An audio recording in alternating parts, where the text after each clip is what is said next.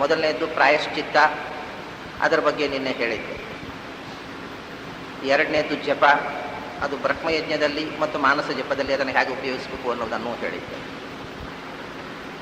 ಆಮೇಲೆ ಮೂರನೆಯದ್ದು ವಿಷ್ಣೋ ಆರಾಧನೆ ತಥಾ, ಭಗವಂತನ ಷೋಡಶೋಪಚಾರ ಪೂಜೆಗೆ ಮಾನಸಿಕವಾದ ಷೋಡಶೋಪಚಾರ ಪೂಜೆಯೂ ಆಗಬಹುದು ಅಥವಾ ಬಾಹ್ಯವಾದಂಥ ಪ್ರತೀಕದಲ್ಲಿ ಪ್ರತಿಮಾ ಪೂಜೆಯಲ್ಲಿ ಷೋಡಶೋಪಚಾರ ಪೂಜೆ ಮಾಡಲಿಕ್ಕೆ ವಿಷ್ಣು ಆರಾಧನೆಗೆ ಪುರುಷ ಸೂಕ್ತದ ಋಗ್ವೇದದ 16 ಮಂತ್ರಗಳನ್ನು ಉಪಯೋಗಿಸ. ಇದನ್ನು ಋಗ್ವೇದಿಗಳಾದರೂ ಷೋಡಶೋಪಚಾರ ಪೂಜೆಗೆ ಋಗ್ವೇದದ ಪಾಠವೇ, ಯಜುರ್ವೇದಿಗಳಾದರೂ ಋಗ್ವೇದದ ಪಾಠವೇ, ಸಾಮ್ಯವೇದಿಗಳಾದರೂ ಋಗ್ವೇದದ ಪಾಠವೇ. ಷೋಡಶೋಪಚಾರ ಪೂಜೆಗೆ ಆಗುವಾಗ 16 ಮಂತ್ರಗಳ ಪುರುಷ ಸೂಕ್ತ, 18 ಮಂತ್ರಗಳ ಪುರುಷ ಸೂಕ್ತ ಅಲ್ಲ, ಇದನ್ನು ಉಪಯೋಗಿಸ್ತಿದ್ರು ಅಂತ. ಯಾಕೆಂದರೆ ಇದನ್ನು ಈ ವಿಧಾನವನ್ನು ಮಾಡಿದವರು ಶೌನಕರು, ಅವರು ಋಗ್ವೇದದ ಪರಂಪರೆಯವರು. ಅವರು ಬರೆದಿರ್ತಕ್ಕ ಗ್ರಂಥದ ಹೆಸರು ಋಗ್ವಿಧಾನ ಅಂತ. ಋಗ್ವಿಧಾನ ಅನ್ನುವ ಗ್ರಂಥದಲ್ಲಿ ಶೌನಕರು ಹೇಳಿರ್ತಕ್ಕಂಥ ಮಾತು. ಈ 16 ಮಂತ್ರಗಳಿಂದ ಭಗವಂತನ ಷೋಡಶೋಪಚಾರ ಪೂಜೆ ಹೇಗೆ? ಆದ್ಯಯ ಆವಾಹಯೇದ್ದೇವಂ ರುಚಾತು ಪುರುಷೋತ್ತಮಂ ಅಂತ ಮೊದಲನೇ ಮಂತ್ರದಿಂದ, ಸಹಸ್ರ ಶೀರ್ಷ ಪುರುಷ ಅನ್ನುವ ಮಂತ್ರದಿಂದ ಆವಾಹನೆ. ಇದು ಪ್ರಥಮ ಷೋಡಶೋಪಚಾರಗಳಲ್ಲಿ ಮೊದಲು ಆವಾಹನೆ ಮಾಡಿ ಭಗವಂತನನ್ನ ಪ್ರತಿಮೆಯಲ್ಲಿ ನಮ್ಮ ಹೃದಯ ಕಮಲದಿಂದ ಪ್ರತಿಮೆಯಲ್ಲಿ ಸನ್ನಿಹಿತನಾಗುವಂತೆ ಪ್ರಾರ್ಥಿಸಿ ಆಮೇಲೆ ಪ್ರತೀಕದ ಪೂಜೆ. ಅದನ್ನ ಆದ್ಯಯ ಆವಾಹಯೇದ್ದೇವಂ ರುಚಾತು ಪುರುಷೋತ್ತಮಂ. ಆಮೇಲೆ ದ್ವಿತೀಯ ಆಸನಂ ದದ್ಯಾತ್, ಎರಡನೇ ಮಂತ್ರದಿಂದ ಆಸನ. ಆಮೇಲೆ ಪಾದ್ಯಂ ದದ್ಯಾತ್ ತೃತೀಯ, ಮೂರನೇ ಮಂತ್ರದಿಂದ ಪಾದ್ಯ. ಚತುರ್ಥ್ಯ ಅರ್ಘ್ಯಂ ಪ್ರದಾತವ್ಯಂ, ನಾಲ್ಕನೇ ಋತ್ತಿನಿಂದ ಅರ್ಘ್ಯ. ಅರ್ಘ್ಯಪಾದ್ಯ ಅಂದರೆ ಕೈ ತೊಳೆಯುವ ಮತ್ತು ಕಾಲು ತೊಳೆಯಲಿಕ್ಕೆ ಕೊಡುವ ನೀರುಗಳಿಗೆ ಅರ್ಘ್ಯಪಾದ್ಯ ಅನ್ನೋದು. ಹಸ್ತಾವನೇಜನಂ ತ್ವರ್ಘ್ಯಂ, ಪಾದ್ಯಂ ಪಾದಾವನೇಜನಂ. ಇವಾಗ ಒಬ್ಬರು ಅತಿಥಿಗಳು ಬಂದರೆ ಅವರಿಗೆ ಕೈಕಾಲು ತೊಳೆಯಿರಿ ಅಂತ ಹೇಳ್ತೇವೆ ನಾವು. ಹಾಗೆ ದೇವರಿಗೆ ಕೈ ತೊಳೆಯಲಿಕ್ಕೆ ಕೊಡ್ತಕ್ಕಂಥ ನೀರಿಗೆ ಅರ್ಘ್ಯ ಅಂತ ಹೇಳೋದು. ಸಾಮಾನ್ಯ ಪಾದ ಪ್ರಕ್ಷಾಳನೆ ಮಾಡುವಾಗ ಅರ್ಘ್ಯಂ ಅರ್ಘ್ಯಂ ಇದಮರ್ಘ್ಯಂ ಅಂತ ಹೇಳಿ ಕೈಗೆ ನೀರು ಕೊಡ್ರಿ ಅಂತ ಹೇಳ್ತೇವೆ. ಒಂದು ಉದಾಹರಣೆ ನೀರು ಹಾಕ್ತಾರೆ, ಅವರು ಹೀಗೆ ಕೈ ಆಡಿಸ್ತಾರೆ. ಅರ್ಘ್ಯ ಅಂದರೆ ಕೈ ತೊಳ್ಕೊಳ್ಳೋದು. ಪಾದ್ಯ ಅಂದರೆ ಪಾದಕ್ಕೆ ಕಾಲು ತೊಳ್ಕೊಳ್ಳಿಕ್ಕೆ ಕೊಡುವ ನೀರು ಪಾದ್ಯ, ಕೈ ತೊಳ್ಕೊಳ್ಳಿಕ್ಕೆ ಕೊಡುವ ನೀರು ಅರ್ಘ್ಯ. ಕೈ ಕಾಲು ತೊಳ್ಕೊಂಡು ಆಸನದಲ್ಲಿ ಕೂತಾಯಿತು. ಚತುರ್ಥ್ಯ ಅರ್ಘ್ಯಂ ಪ್ರದಾತವ್ಯಂ, ಪಂಚಮ್ಯ ಆಚಮನೀಯಕಂ. ಐದನೇ ಮಂತ್ರದಿಂದ ಕೈಕಾಲು ತೊಳ್ಕೊಂಡ ಮೇಲೆ ಬಾಯಾರಿಕೆ ಕೊಡೋದು. ಆಚಮನೀಯ ಅಂದರೆ ಇದು ಬಾಯಾರಿಕೆ ಕೊಡೋದು, ಐದನೇ ಉಪಚಾರ. ಆಚಮನ ಅಂದರೆ ಕುಡಿಯುವುದು ಹೌದು. ಆಚಮನ ಅಂದರೆ ನಮ್ಮಲ್ಲಿ ಮಂತ್ರಾಚಮನ, ಅದನ್ನು 3 ಬಾರಿ ನೀರು ತೆಗೆದುಕೊಳ್ಳತಕ್ಕಂಥ ವಿಧಿ ವಿಶೇಷಕ್ಕೂ ಆಚಮನ ಅಂತಾರೆ. ಆಚಮತಿ ಅಂದರೆ ಅಚಾಮತಿ ಅಂತಂದರೆ ಆಚಾಮತಿ ಎರಡು ಆಗುತ್ತೆ. ಆಚಮನ ಅಂದರೆ ಕುಡಿಯುವುದು ಅಂತ ಅರ್ಥ ಆಗುತ್ತೆ. ಷಷ್ಠ್ಯ ಸ್ನಾನಂ ಪ್ರದಾತವ್ಯಂ, 6ನೇ ಮಂತ್ರದಿಂದ ಸ್ನಾನಂ ಸಮರ್ಪಯಾಮಿ. ಸ್ನಾನ ಆದಮೇಲೆ ಸಪ್ತಮ್ಯ ವಸ್ತ್ರಮೇ ವಚ, ಸ್ನಾನ ಆದಮೇಲೆ ಹೊಸ ಬಟ್ಟೆ ಉಟ್ಕೊಳ್ಳಿಕ್ಕೆ ವಸ್ತ್ರದಾರ್ಪಣೆ. ಆಮೇಲೆ ಯಜ್ಞೋಪವೀತಂ ಅಷ್ಟಮ್ಯ, ಮಡಿಬಟ್ಟೆ ಉಟ್ಕೊಂಡು ಆಮೇಲೆ ಯಜ್ಞೋಪವೀತ ಧಾರಣ. ಯಜ್ಞೋಪವೀತಂ ಸಮರ್ಪಯಾಮಿ, ಇದು 8ನೇ ಮಂತ್ರದಿಂದ ಯಜ್ಞೋಪವೀತಂ ಅಷ್ಟಮ್ಯ. ಆಮೇಲೆ ನವಮ್ಯ ಗಂಧಮೇ ವಚ, ಗಂಧಾನ್ ಸಮರ್ಪಯಾಮಿ. ಆಮೇಲೆ ನಮ್ಮಲ್ಲಿ ಗಂಧ ಅಕ್ಷತಾ ಪುಷ್ಪ ಅಂತ ಹೇಳಿದ್ದಾರೆ. ಅದರಲ್ಲಿ ನಾರಾಯಣನ ಪೂಜೆಯಲ್ಲಿ ಅಕ್ಷತ ಸಮರ್ಪಣೆ ಇಲ್ಲ. ಅಕ್ಷತ ಅಂದರೆ ನಾವು ಹಚ್ಚಿಕೊಳ್ಳುವ ಅಕ್ಷತ ಅಲ್ಲ, ಅಕ್ಕಿ ಕಾಳು. ಬೇರೆ ಎಲ್ಲ ದೇವತೆಗಳಿಗೆ ಅಕ್ಷತಾನ್ ಸಮರ್ಪಯಾಮಿ ಅಂತ, ಅಕ್ಷತಾನ್ ಬಹುವಚನ, ಅಕ್ಕಿ ಕಾಳನ್ನು ಸಮರ್ಪಿಸಬೇಕು. ಹಾಗೆ ಅಕ್ಕಿ ಕಾಳನ್ನು ಹಾಕ್ತಾರೆ. ವಿಷ್ಣುವಿಗೆ ಅಕ್ಷತ ಸಮರ್ಪಣೆ ಇಲ್ಲ. ಆದ್ದರಿಂದ ಗಂಧ ಆದಮೇಲೆ ದಶಮ್ಯ ಪುಷ್ಪದಾನಂ ಸ್ಯಾತ್, ಗಂಧಾನ್ ಸಮರ್ಪಯಾಮಿ ಪುಷ್ಪಾಣಿ ಸಮರ್ಪಯಾಮಿ ಅಂತ 10ನೇ.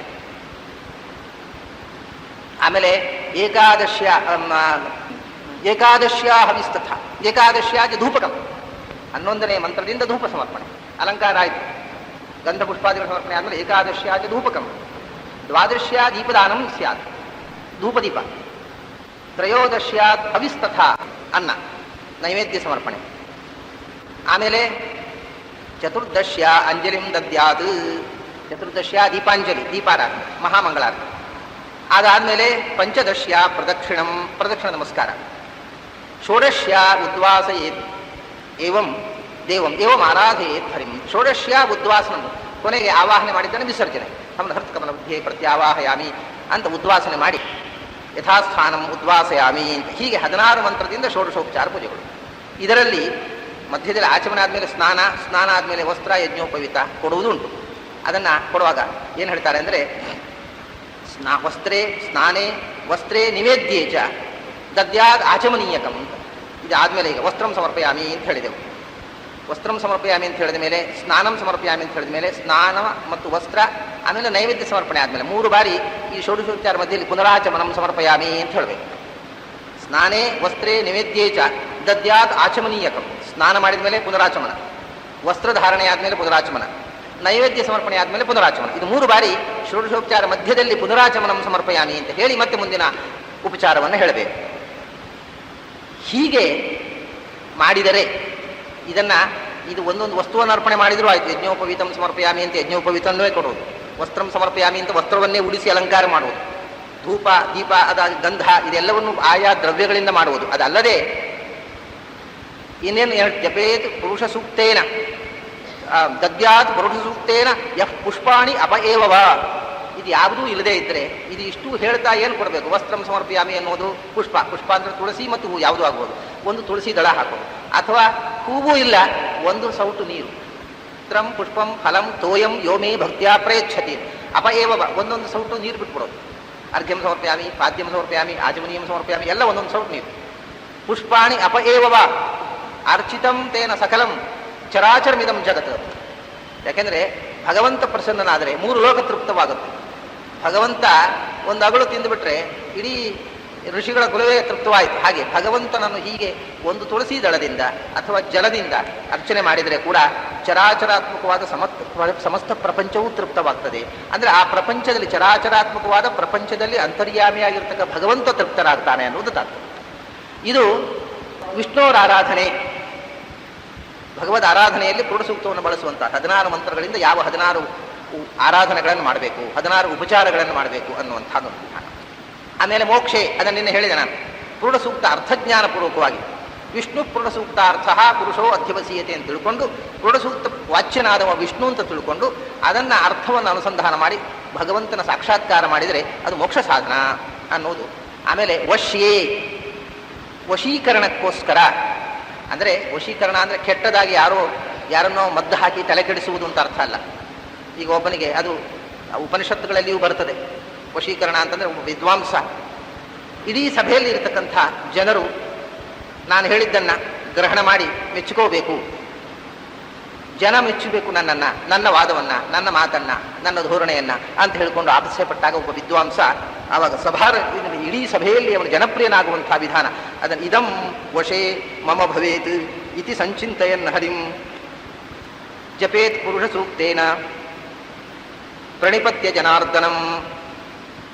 ಪುರುಷ ಸೂಕ್ತವನ್ನು ಭಗವಂತನನ್ನ ಮನಸ್ಸಿನಲ್ಲಿ ಧ್ಯಾನ ಮಾಡ್ತಾ, ಭಗವಂತನನ್ನು ಸ್ತೋತ್ರ ಮಾಡ್ತಾ, ಭಗವತ್ಪರವಾಗಿರತಕ್ಕಂಥ ಪುರುಷ ಸೂಕ್ತವನ್ನು ಹೇಳ್ತಾ, ಇದು ಯಾವುದು ಅಂದರೆ ನಾನು ಯಾರನ್ನ ಬಯಸಿದೇನೋ ಅವರು ನನ್ನ ಅಧೀನವಾಗಿರಬೇಕು ಅಂತ ವಶೀಕರಣದ ದೃಷ್ಟಿಯಿಂದ ಪುರುಷ ಸೂಕ್ತವನ್ನು ಜಪ ಮಾಡಿದರೆ ಏನಾಗುತ್ತೆ? ಎಂಥ ಭಗವಂತನನ್ನು ಧ್ಯಾನ ಮಾಡಬೇಕು ಅಂದರೆ ತಮ್ ಯಥಾ ಯಥಾ ಉಪಾಸತೆ ತದೇವ ಭವತಿ. ಭಗವಂತನನ್ನು ಯಾವ ಗುಣಗಳಿಂದ ನಾವು ಉಪಾಸನೆ ಮಾಡಿದೆವೋ ಆ ಗುಣಗಳ ಒಂದು ಅಂಶವನ್ನು ನಾವು ಪಡೀತೇವೆ ಅಂತ ಶಾಸ್ತ್ರದಲ್ಲಿ ಇರುವಂಥದ್ದು. ಅದರಿಂದ ಯದ್ವಶೇ ವರ್ತತೆ ಕೃಷ್ಣಂ ಚರಾಚರಮಿದಂ ಜಗತ್ ಜಗದ್ವಶೇ ವರ್ತದೆ ಇದಂ ಕೃಷ್ಣಸ್ಯ ಸಚರಾಚರಂ. ಅದನ್ನ ಯದ್ವಶೇ ವರ್ತದೆ ಕೃಷ್ಣಂ ಚರಾಚರ ಜಗತ್ತು ಯಾರ ವಶವೋ ಅವನು ಸರ್ವನಿಯಾಮಕ, ಎಲ್ಲವೂ ಅವನ ವಶವಾಗಿದೆ ಅಂತ ನಾವು ಉಪಾಸನೆ ಮಾಡಿದರೆ ಉಪಾಸನೆ ಮಾಡಿದವರ ವಶವಾಗುತ್ತೆ ಜಗತ್ತು. ಯದ್ವಶೇ ವರ್ತತೆ ಕೃಷ್ಣಂ ಚರಾಚರಮಿದಂ ಜಗತ್ ವಶೇ ಭವತಿ ತಸ್ಯೇದಂ ಜಗತ್ ಕೃಷ್ಣಂ ಮುನೇರಪಿ. ಯಾರು ಹೀಗೆ ಮನನ ಮಾಡ್ತಾನೋ ಅಂಥ ಸಾಧಕರಿಗೂ ಕೂಡ ಜಗತ್ತು ಸ್ವಾಧೀನವಾಗುತ್ತೆ. ಇದು ಜಗದ್ವಶೀಕರಣ, ಇಡೀ ಜಗತ್ತನ್ನು ವಶೀಕರಣ ಮಾಡತಕ್ಕಂಥ ಮಹಾಮಂತ್ರ ಇದು ವಶಿ. ಅಗ್ನಿಪಸ್ಥಾನೆ ಅಂದರೆ ಅಗ್ನಿ ಮೂಲಕವಾಗಿ ಹೋಮ ಮಾಡ್ತೇವೆ. ಅಗ್ನಿ ಮೂಲಕವಾಗಿ ಹೋಮ ಮಾಡುವಾಗ ಅಗ್ನಿ ಅಂದರೆ ಯಾವುದೋ ಒಬ್ಬ ಅಗ್ನಿ ದೇವತೆ ಅಂತಲ್ಲ. ಯಾಕೆ? ಅಗ್ನಿ ವಿಷ್ಣುರ್ವೈ ದೇವಾನಾಂ ಪರಮಃ ಅಗ್ನಿ ಅವಮಃ. ಇದು ಐತರೇಯದಲ್ಲಿ ಹೇಳಿರ್ತಕ್ಕಂಥ ಅಗ್ನಿ ಅನ್ನೋನು ದೇವತೆಗಳಲ್ಲಿ ಕನಿಷ್ಠ, ವಿಷ್ಣು ಶ್ರೇಷ್ಠ. ತದಂತರಾಳೇ ಅನ್ಯಾ ದೇವತಾ. ಅಗ್ನಿ ಅನ್ನೋನು ದೇವತಾ ಪರಂಪರೆಯಲ್ಲಿ ನಮಗೆ ಭಗವಂತನಿಗೆ ಮಾಧ್ಯಮವಾಗಿರತಕ್ಕಂಥ ಒಂದು ವಸ್ತು ಹೊರತು ಅಗ್ನಿಮುಖದಲ್ಲಿ ಅಗ್ನಿಯನ್ನೇ ಆರಾಧನೆ ಮಾಡುವುದಲ್ಲ, ಭಗವಂತನನ್ನು ಆರಾಧನೆ ಮಾಡೋದು. ಆದ್ದರಿಂದ ಅಗ್ನಿ ಆರಾಧನೆ ಮಾಡಿ ಉಪಸ್ಥಾನ ಮಾಡುವಾಗ ಏನು ಮಾಡಬೇಕು ಅಂತ ಹೇಳ್ತಾರೆ? ಸಹಸ್ರ ಶೀರ್ಷಾ ಪುರುಷ ಇತ್ಯುಪಹಿತಾಂ ಪುರುಷೇಣ ನಾರಾಯಣೇನ ಯಜಮಾನ ಉಪತಿಷ್ಠತೆ ಅಂತ. ಅಗ್ನಿಯನ್ನು ಉಪಸ್ಥಾನ ಮಾಡುವಾಗ, ಅಗ್ನಿಪಸ್ಥಾನ ಅಂತ ಕೊನೆಗೆ ನಮಸ್ಕಾರ ಮಾಡಲಿಕ್ಕೆ ಆವಾಗ ಸಹಸ್ರ ಶೀರ್ಷ ಪುರುಷ ಇತ್ಯುಪಹಿತಾಂ ಪುರುಷೇಣ ನಾರಾಯಣೇನ ಯಜಮಾನ ಉಪತಿಷ್ಠತೆ. ಉಪಹಿತ ಅಂದರೆ ಉಪಾಧಾನ, ಉಪಸ್ಥಾನ. ಅಲ್ಲಿ ಕುಂಡಿಕೆಯಲ್ಲಿ ಅಗ್ನಿಕುಂಡದಲ್ಲಿ ಪ್ರತಿಷ್ಠಿತವಾದ ಅಗ್ನಿ ಚಯನ ಮಾಡಿರತಕ್ಕಂಥ ಆ ಚಿತಿಯಲ್ಲಿ ಏನು ಮಾಡಬೇಕು? ನಾರಾಯಣನನ್ನ ಪುರುಷಸೂಕ್ತ ಪ್ರತಿಪಾದ್ಯನಾಗಿ ಅಗ್ನಿಯಂತರ್ಗತನಾದ ನಾರಾಯಣನನ್ನು ಉಪಸ್ಥಾನ ಮಾಡಬೇಕು ಹೊರತು ಅಗ್ನಿಯನ್ನಲ್ಲ ಅಂತ. ಇದು ಅಗ್ನಿಪಸ್ಥಾನೆ. ಇದೆಲ್ಲ ಇದು ವಾಧೂಲ ಸ್ಮೃತಿ ಆಪಸ್ತಂಭ ಸ್ಮೃತಿ, ಶೌನಕರು, ಪ್ರಾಚೀನ ಗೃಹ್ಯಸೂತ್ರಕಾರರು ಬರೆದಿರತಕ್ಕಂಥ ವಿಧಿಗಳು, ಯಾವುದು ಅರ್ವಾಚೀನ ಗ್ರಂಥಗಳಲ್ಲ. ಅಗ್ನಿ ಉಪಸ್ಥಾನ ಮಾಡುವಾಗ ಅಗ್ನಿನಾರಾಯಣನನ್ನು ಉಪಸ್ಥಾನ ಮಾಡಬೇಕು ಅಂತ. ಆಮೇಲೆ ಸುಪುತ್ರ ಪ್ರಾಪಣೆ ಪಿಚ, ಇದೆಲ್ಲ ಒಂದು ರೀತಿಯಿಂದ ವೈದಿಕವಾಗಿರ್ತಕ್ಕಂಥ ಸಾಧನೆಗಳಾದರೆ, ಲೌಕಿಕವಾದ ಕಾಮನೆಗಳಿರ್ತಾವೆ ಕೆಲವರಿಗೆ. ಒಂದು ಗಂಡು ಮಗು ಆಗಬೇಕು, ಅದು ಒಳ್ಳೆ ಮಗು ಆಗಬೇಕು. ಒಳ್ಳೆ ಮಗು ಅಂದರೆ ಚಂದ ಅಲ್ಲ, ಒಳ್ಳೆ ಬುದ್ಧಿಯ ಮಗು ಆಗಬೇಕು ಅಂತ. ಅಂತಹ ಪುತ್ರ ಪ್ರಾಪ್ತಿ ಆಗಬೇಕು ಅಂತ ಅಪೇಕ್ಷೆ. ಮಕ್ಕಳೇ ಇಲ್ಲದೆ ಇದ್ದವರು ಅಥವಾ ತುಂಬ ಹೆಣ್ಮಕ್ಳು, ಒಂದು ಗಂಡು ಮಗು ಇಲ್ಲ, ಮಕ್ಕಳಾಗಬೇಕು ಅನ್ನುವಾಗ ಏನು ಮಾಡಬೇಕು ಅಂದರೆ ಅದಕ್ಕೆ ವಿಧಾನ ಹೇಳ್ತಾರೆ. ಸುಪುತ್ರ ಪ್ರಾಪಣೆಗೆ ಪುರುಷ ಸೂಕ್ತದಿಂದ ಪುತ್ರ ಪ್ರಾಪ್ತಿ ಆಗತ್ತೆ. ಹೇಗೆ ಅಂದರೆ, ಪುತ್ರೇಕ್ಷು ಬ್ರಾಹ್ಮಣ ಶುದ್ಧ ಸುಪ್ರಸನ್ನ ಮನಸ್ಸದಾ. ಮೊದಲು ಪುತ್ರೇಕ್ಷಿ ಆಗಿರತಕ್ಕಂಥ ಒಬ್ಬ ಜ್ಞಾನಿ, ಇದರಲ್ಲಿ ಒಂದು ಮಾತು ಹೇಳ್ತಾನೆ, ಬ್ರಾಹ್ಮಣ ಅಂತ ಹೇಳ್ತಾರೆ. ಬ್ರಾಹ್ಮಣ ಅಂದರೆ ವೇದಜ್ಞ ಅಂತ ಅರ್ಥ. ವೇದಜ್ಞನಾದವನು ಇದನ್ನು ಮಾಡಿದಾಗ ಫಲಪ್ರದವಾದಷ್ಟು ಏನೂ ಗೊತ್ತಿಲ್ಲದೆ ಇದ್ದವನು ಮಾಡಿದರೆ ಆಗೋದಿಲ್ಲ ಅಂತ ಆಯ್ತು. ಅವನು ಶುದ್ಧನಾಗಿರಬೇಕು, ಪ್ರಸನ್ನ ಮನಸ್ಸಿನಿಂದ ಈ ಹೋಮವನ್ನು ಮಾಡಬೇಕಂತ. ಪುರುಷ ಸೂಕ್ತ ಹೋಮ ಮಾಡಬೇಕು. ಪುರುಷ ಸೂಕ್ತ ಹೋಮ ಮಾಡುವಾಗ ಏನು, ಪೌರುಷಂ ಸೂಕ್ತಂ ಜಪೇತ್ ಜಪ್ತವಾದು ಪೌರುಷಂ ಸೂಕ್ತಂ. ಏನು ಮಾಡಬೇಕು, ಜುಹಿಯಾದ ಆಜ್ಯಮನ್ವಹಂ, 30 ದಿವಸಗಳ ಕಾಲ ಪುರುಷ ಸೂಕ್ತ ಹೋಮ ಮಾಡಬೇಕು. ಋತುಸ್ನಾತೆ ಆದಮೇಲೆ ಪ್ರಾರಂಭ ಮಾಡಬೇಕು. ಪತ್ನಿ ಋತುಸ್ನಾತೆ ಆದಮೇಲೆ 5ನೇ ದಿವಸ ಪ್ರಾರಂಭ ಮಾಡಿದರೆ ಆ ಜಪೇತ್ತು ಪುರುಷ ಸೂಕ್ತೇನ ಆಜ್ಯಂ ಅನ್ವಹಂ, 16 ಮಂತ್ರಗಳಿಂದಲೂ ಪ್ರತಿದಿನವೂ 30 ದಿವಸಗಳ ಕಾಲ ಆಜ್ಯ ಹೋಮ ಮಾಡಬೇಕು. ಬರೇ ಆಜ್ಯ ಹೋಮ ಅಲ್ಲ, ಪಾಯಸಾನ್ನಂ ಚರುಂ ಶುದ್ಧಂ ಜುಹ್ಯಾತ್. ಮತ್ತೆ ಪಾಯಸಾನ್ನ ಅಂದರೆ ಹಾಲಿನಲ್ಲಿ ಬೇಯಿಸಿದ ಅನ್ನ. ಪಾಯಸ ಅಂದ್ರೆ ನಾವು ಹೇಳುವಾಗೆ ಪಾಯಸ ಕುಡಿಯೋ ಪಾಯಸ ಅಲ್ಲ. ಪಾಯಸ ಅಂದರೆ ಪಯಸ್ಸಿನಿಂದ ರಚಿತ ಅನ್ನವನ್ನು ನೀರಿನಲ್ಲಿ ಬೇಯಿಸ್ತೇವಲ್ಲ ನಾವು, ನೀರಿನಲ್ಲ ಹಾಲಲ್ಲಿ ಬೇಯಿಸಬೇಕು. ಹಾಲು ಹಾಕಿ, ನೀರಿನ ಬದಲಿಗೆ ಹಾಲು ಹಾಕಿ ಬೇಯಿಸಿದಂಥ ಹಾಲನ್ನ, ಈ ಹಾಲನ್ನವನ್ನ, ಪಾಯಸ ಅಂದ್ರೂ ಹಾಲನ್ನ, ಪರಮಾನ್ನ ಅಂದ್ರೂ ಅದೇ, ಆ ಹಾಲಿನ ಅನ್ನದ ಚರುವನ್ನ ಆ ಹೋಮ ಮಾಡಬೇಕು. ಆಜ್ಯ ಹೋಮ ಮತ್ತು ಚರು ಹೋಮ, 2 ವಿಧವಾದ ಹೋಮಗಳು. ಪಾಯಸ ಅನ್ನಂ ಚರುಂ ಕೃತ್ವ ತೇನೈವ ಜುಹಿಯಾಚ್ಯುಚಿ, ಅದರಿಂದ ಹೋಮ ಮಾಡಬೇಕು. ಹೀಗೆ ಮಾಡಿ ಪ್ರತಿ ದಿವಸವೂ ಹುತಶಿಷ್ಟಂ ಚರುಂ ಸುತ್ತಂ ಅಶ್ನೀಯಾತಾಂಚ ದಂಪತಿ, ಆ ಹೋಮ ಮಾಡಿ ಉಳಿದಿರತಕ್ಕಂಥ ಚರು ಉಂಟಲ್ಲ, ಆ ಶೇಷವನ್ನೇ ಭೋಜನ ಮಾಡಬೇಕು. ಏವಂ 30 ದಿನಾದೂರ್ಧ್ವಂ ಗರ್ಭೋ ಭವತಿ ಸುಸ್ಥಿರ. ಹೀಗೆ ಮಾಡಿದರೆ 30 ದಿವಸ ಆದಾಗ, ಇವ್ರದ್ದು 30 ದಿವಸದ ಹೋಮ ಆದಾಗ ಗರ್ಭ ಆಗುತ್ತೆ. ಯಾಕೆಂದ್ರೆ ಇದಕ್ಕೆ ಸೂಚನೆ ಇದೆ. ಏನು, ಋತುಸ್ನಾತಿಯಾಗಿ 5ನೇ ದಿವಸ ಮಾಡಿರ್ತಾರೆ, ಮತ್ತೆ 25 ದಿವಸದಲ್ಲಿ ಆಕೆ ಋತುಮತಿ ಆದರೆ ಈ ಹೋಮ ಪೂರ್ತಿ ಆಗುವುದಿಲ್ಲ. ಗರ್ಭೋ ಭವತಿ ಸುಸ್ಥಿರ ಅಂತ, ಋತುಸ್ನಾಮ 2ನೇ ಆಕೆ ಋತುಮತಿ ಆಗುವುದಿಲ್ಲ. 30 ದಿವಸ ಸಾಂಗವಾಗಿ ಹೋಮ ನಡೀಬೇಕು. ಆವಾಗ ಗರ್ಭೋ ಭವತಿ ಸುಸ್ಥಿರ, ಗರ್ಭಧಾರಣೆ ಆಗತ್ತೆ. ಗರ್ಭಧಾರಣೆ ಆಗಿ ಸರ್ವಲಕ್ಷಣ ಸಂಪನ್ನ ಪುತ್ರೋ ಭವತಿ ಪಾವನಃ. ಸರ್ವಲಕ್ಷಣ ಸಂಪನ್ನ ಪುತ್ರೋ ಭವತಿ, ಆ ಗರ್ಭ ನಿಲ್ಲುತ್ತೆ ಮತ್ತು ಪುತ್ರಜನನ ಆಗತ್ತೆ 9 ತಿಂಗಳಲ್ಲಿ. ಇದು ಪುರುಷ ಸೂಕ್ತದಿಂದ ಆಜ್ಯ ಹೋಮ ಮತ್ತು ಚರು ಹೋಮ ಮಾಡಿದರೆ, ಪುತ್ರ ಪ್ರಾಪ್ತ್ಯರ್ಥಂ ಅಂತ ಸಂಕಲ್ಪ ಮಾಡಿದರೆ, ಶುದ್ಧವಾದ ಮನಸ್ಸಿನಿಂದ ಭಗವತ್ಪರತೆಯಿಂದ ವೇದಜ್ಞನಾದವ ಇದನ್ನು ಮಾಡಿದರೆ ಪುತ್ರ ಪ್ರಾಪ್ತಿ ಆಗುತ್ತೆ ಅಂತ. ಆದರೆ ಸುಪುತ್ರ ಪ್ರಾಪಣೆ ಪಿಚ. ಆಮೇಲೆ ಮನುಷ್ಯನ ಕಾಮನೆಗಳಿಗೆ ಒಂದು ಕೊನೆ ಅಂತ ಉಂಟು, ಲಿಸ್ಟ್ ಮಾಡ್ಲಿಕ್ಕೆ ಬರುತ್ತಾ? 10 ಅಲ್ಲ, 1000 ಬರೆದ್ರು ಮುಗಿಯೋದಿಲ್ಲ. ಕಡೆಗೆ ಹೇಳಿದ್ರೆ ಸರ್ವಕಾಮ ಫಲಾವಾಪ್ತವು ಅಂದ್ರು. ಯಾವ್ಯಾವುದೋ ಕ್ಷುದ್ರಕ್ಕೆ ದುಡ್ಡು ಬರಬೇಕು, ಅದು ಬರಬೇಕು, ಇದು ಬರಬೇಕು, ವ್ಯಾಪಾರ ಲಾಭ ಆಗಬೇಕು, ಇನ್ನು ಏನೇನೋ ಕಾಮನೆಗಳು ಇರ್ತವೆ. ಇದು ಮುಖ್ಯವಾಗಿ ಈ ಪುತ್ರನನ್ನು ಪ್ರತ್ಯೇಕ ಹೇಳಿದರು. ಆದರೆ ಅದು ಯಾಕೆಂದ್ರೆ ಪುತ್ರ ಪ್ರತಿ ಹೇಳಿ ಕಾರಣ ಅಂದ್ರೆ ಏಷಣಾತ್ರಯದಲ್ಲಿ ಸೇರಿದ್ದದು. ಪುತ್ರ ಈಷಣ, ವಿತ್ತ ಈಷಣ ಅಂತಂದ್ರೆ ಲೋಕೈಷಣ ಅಂತ 3 ಏಷಣಗಳು ಮನುಷ್ಯರು ಬಹಳ ಮುಖ್ಯವಾದ್ದು. ಆಮೇಲೆ ಉಳಿದದ್ದು ಯಾವ್ಯಾವುದೋ ಕಾಮನೆಗಳಿರ್ತವೆ. ಯಾವ ಕಾಮನೆಗಳಿದ್ದೂ ಕೂಡ ಪುರುಷತ್ವ ಸರ್ವಕಾಮ ಫಲಾವಾಕ್ತು. ಯಾವ ಕಾಮನೆಯನ್ನು ಇಟ್ಟುಕೊಂಡು ಪುರುಷತ್ವವನ್ನು ಪಠಿಸಿದರೂ, ಆದರೆ ಪಠಿಸಬೇಕು ಅಂತ ಹೇಳುವುದಲ್ಲ. ಸ್ವರ್ಗಕಾಮೋ ಯಜೇತ ನತು ಸ್ವರ್ಗಕಾಮೋ ಭೂತ್ವ ಯಜೇತ ಅಂತ ಆಚಾರ ಅಂದ್ರೆ, ಸ್ವರ್ಗದ ಆಸೆ ಇದ್ರೆ ಯಾಗ ಮಾಡು. ಸ್ವರ್ಗವನ್ನು ಆಸೆ ಮಾಡು ಅಂತ ಹೇಳುವುದಿಲ್ಲ. ಅದು ಸ್ವರ್ಗವನ್ನು ಆಸೆ ಮಾಡಬೇಕು, ಯಾವುದನ್ನು ಆಸೆ ಮಾಡಬೇಕು ಅಂತ ಹೇಳುದಿಲ್ಲ. ಇದ್ರೆ ತೆಗೆಯುವುದು ಹೇಗೆ, ತೆಗಿಲಿಕ್ಕೆ ಮಾಡುವಂತ ಯಾಗ ಮಾಡುವುದು. ಸ್ವರ್ಗವನ್ನು ಆಸೆ ಪಡುವಂತ ಹೇಳುದಿಲ್ಲ, ಸ್ವರ್ಗದ ಆಸೆ ಇದ್ರೆ ಯಾಗ ಮಾಡುವುದು. ಹಾಗೆ ಸರ್ವಕಾಮಗಳನ್ನ ಇಷ್ಟಪಡಬೇಕು ಅಂತ ಹೇಳುವುದಲ್ಲ ಶಾಸ್ತ್ರ. ಸರ್ವಕಾಮನೆಗಳು ಇದ್ದರೆ ಅದರ ನಿವೃತ್ತಿಗೋಸ್ಕರ ಪುರುಷ ಸೂಕ್ತ ಹೋಮ ಮಾಡುವುದು. ಪುರುಷ ಸೂಕ್ತ ಏನು ಅಂದ್ರೆ, ಸರ್ವಕಾಮಗಳಿಗೆ ಏನು ಹೇಳ್ತಾರೆ ಅಂದ್ರೆ, ಪುರುಷ ಸರ್ವಕಾಮ ಫಲಾವಾಪ್ತ್ಯಾದಿಷು ಪುರುಷ ಸೂಕ್ತ ಸಮಾರಾಧನೇನ ಸರ್ವಾನ್ ಕಾಮಾನವಾಪ್ನೋದಿ. ಪುರುಷ ಸೂಕ್ತ ಪಠನೆ ಮಾಡಿ ಆರಾಧನೆ ಮಾಡಿಬಿಡುದು. ಪುರುಷ ಸೂಕ್ತದಿಂದ ಭಗವಂತನ ಆರಾಧನೆ ಮತ್ತು ಅನ್ನಾದಿ ಆರಾಧನೆ, ಅನ್ನದಾನ. ಪುರುಷ ಸೂಕ್ತದಿಂದ ಆರಾಧನೆ ಮಾಡಿಬಿಟ್ರೆ, ಬ್ರಾಹ್ಮಣ ಸುವಾಸನೆ ಆರಾಧನೆ ಮಾಡಿದರೆ ಸರ್ವಾನ್ ಕಾಮಾನವಾಪ್ನೋತಿ. ಆಮೇಲೆ ಆರೋಗ್ಯಕ್ಕೆ ಮತ್ತು ಮೃತ್ಯುನಾಶನಕ್ಕೆ ಪ್ರತ್ಯೇಕವಾಗಿ ವಿಧಿ ಹೇಳಲಿಲ್ಲ ಶಾಸ್ತ್ರಕಾರರು ವಿಶೇಷವಾಗಿ. ಆರೋಗ್ಯಕ್ಕೋಸ್ಕರ ಹೇಗೆ ನಾವು ವಿಷ್ಣು ಸಹಸ್ರನಾಮ ಅಥವಾ ಬೇರೆ ಮಂತ್ರಗಳನ್ನು ಪಠನ ಮಾಡ್ತೇವೆ, ಹಾಗೆ ದಿನಾ ಪಠನ ಮಾಡುವಾಗ ಆರೋಗ್ಯ ಪ್ರಾಪ್ತಿಯನ್ನು ಉದ್ದೇಶವಾಗಿಟ್ಟುಕೊಂಡು ಮಾಡಿದರೆ ಈ ದೇಹ ಅನ್ನುವುದು 16 ಕಲೆಗಳ ಸಮಷ್ಟಿ. ಆ 16 ಕಲೆಗಳು ಶುದ್ಧವಾಗಿತ್ತು ಅಂದರೆ, ಷೋಡಶ ಮಂತ್ರಗಳಿಂದ ಷೋಡಶ ಕಲಾ ಶುದ್ಧಿ ಆಯಿತು ಅಂತಂದರೆ ಪಂಚಭೂತಗಳು, ಇಂದ್ರಿಯಗಳು, ಮನಸ್ಸು, ಇವೆಲ್ಲ ಕರ್ಮ, ಶ್ರದ್ಧಾ, ಖಂ, ವಾಯು, ಜ್ಯೋತಿರಾಪ, ಪೃಥ್ವಿ, ಇಂದ್ರಿಯಂ, ಮನಃ, ಅನ್ನಂ, ಅನ್ನಶುದ್ಧಿ, ಅನ್ನಾದ್ವೀರ್ಯಂ, ತಪೋ, ಮಂತ್ರ, ಕರ್ಮ, ಲೋಕಾಹ ಲೋಕೇಶು ನಾಮಚ, ಈ ಪಂಚದಶ ಕಲೆಗಳು ಅದನ್ನು ಸೇರಿರ್ತಕ್ಕಂಥ ಷೋಡಶಿ ಕಲಾ ಜೀವಸ್ವರೂಪಂ. ಜೀವಸ್ವರೂಪವು ಶುದ್ಧವಾಯಿತು ಅಂತಂದರೆ ಆರೋಗ್ಯ ಬಂದೇ ಬಿಡುತ್ತೆ. ಹಾಗಾಗಿ ಷೋಡಶ ಕಲಾಮಯವಾಗಿರ್ತಕ್ಕಂಥ ಈ ಶರೀರ ವಿಶಿಷ್ಟನಾದ ಜೀವ 16 ಮಂತ್ರಗಳ ಪುರುಷಸೂಕ್ತದಿಂದ ಆರೋಗ್ಯ ಭಾಗ್ಯವನ್ನು ಪಡೀತಾನೆ. ಆಮೇಲೆ ಆರೋಗ್ಯ ಪಡೆದರೆ ಮೃತ್ಯು ನಾಶ ಆಗುತ್ತೆ. ಮೃತ್ಯು ಬಾರದಂತೆ ಕೂಡ ಮೃತ್ಯುನಾಶನೇ ಪುರುಷಸೂಕ್ತ ಪಠನದಿಂದ ಮೃತ್ಯು ಪರಿಹಾರ. ಮೃತ್ಯುಂಜಯ ಹೋಮದ ಹಾಗೆ ಪುರುಷಸೂಕ್ತ ಹೋಮದಿಂದಲೇ, ಅದಕ್ಕೆ ಪ್ರತ್ಯೇಕ ಹೇಳುವ ಮೃತ್ಯುಂಜಯ ಹೋಮ ಹೇಗೆ, ಹಾಗೆ ಪುರುಷಸೂಕ್ತದಿಂದ ಹೋಮ ಮಾಡಿದರೂ ಕೂಡ ಮೃತ್ಯು ಪರಿಹಾರ ಆಗುತ್ತೆ. ಹೀಗೆ ಈ 10 ವಿಶಿಷ್ಟವಾದಂತಹ ಫಲಗಳನ್ನು, ಇದು ಆಚರಣೆ ಮಾಡುವಂತಹದ್ದನ್ನು ವಿಧಾನ ಪ್ರಾಚೀನ ಶಾಸ್ತ್ರಕಾರರು ಹೇಳಿದ್ದಾರೆ. ಇಲ್ಲಿ ನಾವು ಗಮನಿಸಬೇಕಾದ ವಿಷಯ ಏನಂದ್ರೆ, ಯಾವುದೇ ವಿಷಯ ಹೇಳುವಾಗಲೂ ಪುರುಷ ಸೂಕ್ತ ಪ್ರತಿಪಾದ್ಯನಾದವ ಸಂಚಿಂತಯನ್ ಹರಿಂ ವಿಷ್ಣು ಪುರುಷ ಸೂಕ್ತಾರ್ಥ, ಇದನ್ನು ಮಾತ್ರ ಪ್ರತಿಯೊಂದು ಶಾಸ್ತ್ರಕಾರರು ಒತ್ತಿ ಹೇಳ್ತಾರೆ. ಪುರುಷ ಸೂಕ್ತ ಪ್ರತಿಪಾದ್ಯನಾದವ ವಿಷ್ಣು ನಾರಾಯಣ ಅನ್ನುವ ಎಚ್ಚರ ಇದ್ದು ಮಾಡಬೇಕು. ಇದು ಇಲ್ಲದೆ ಮಾಡಿದರೆ ಏನೂ ಉಪಯೋಗ ಇಲ್ಲ.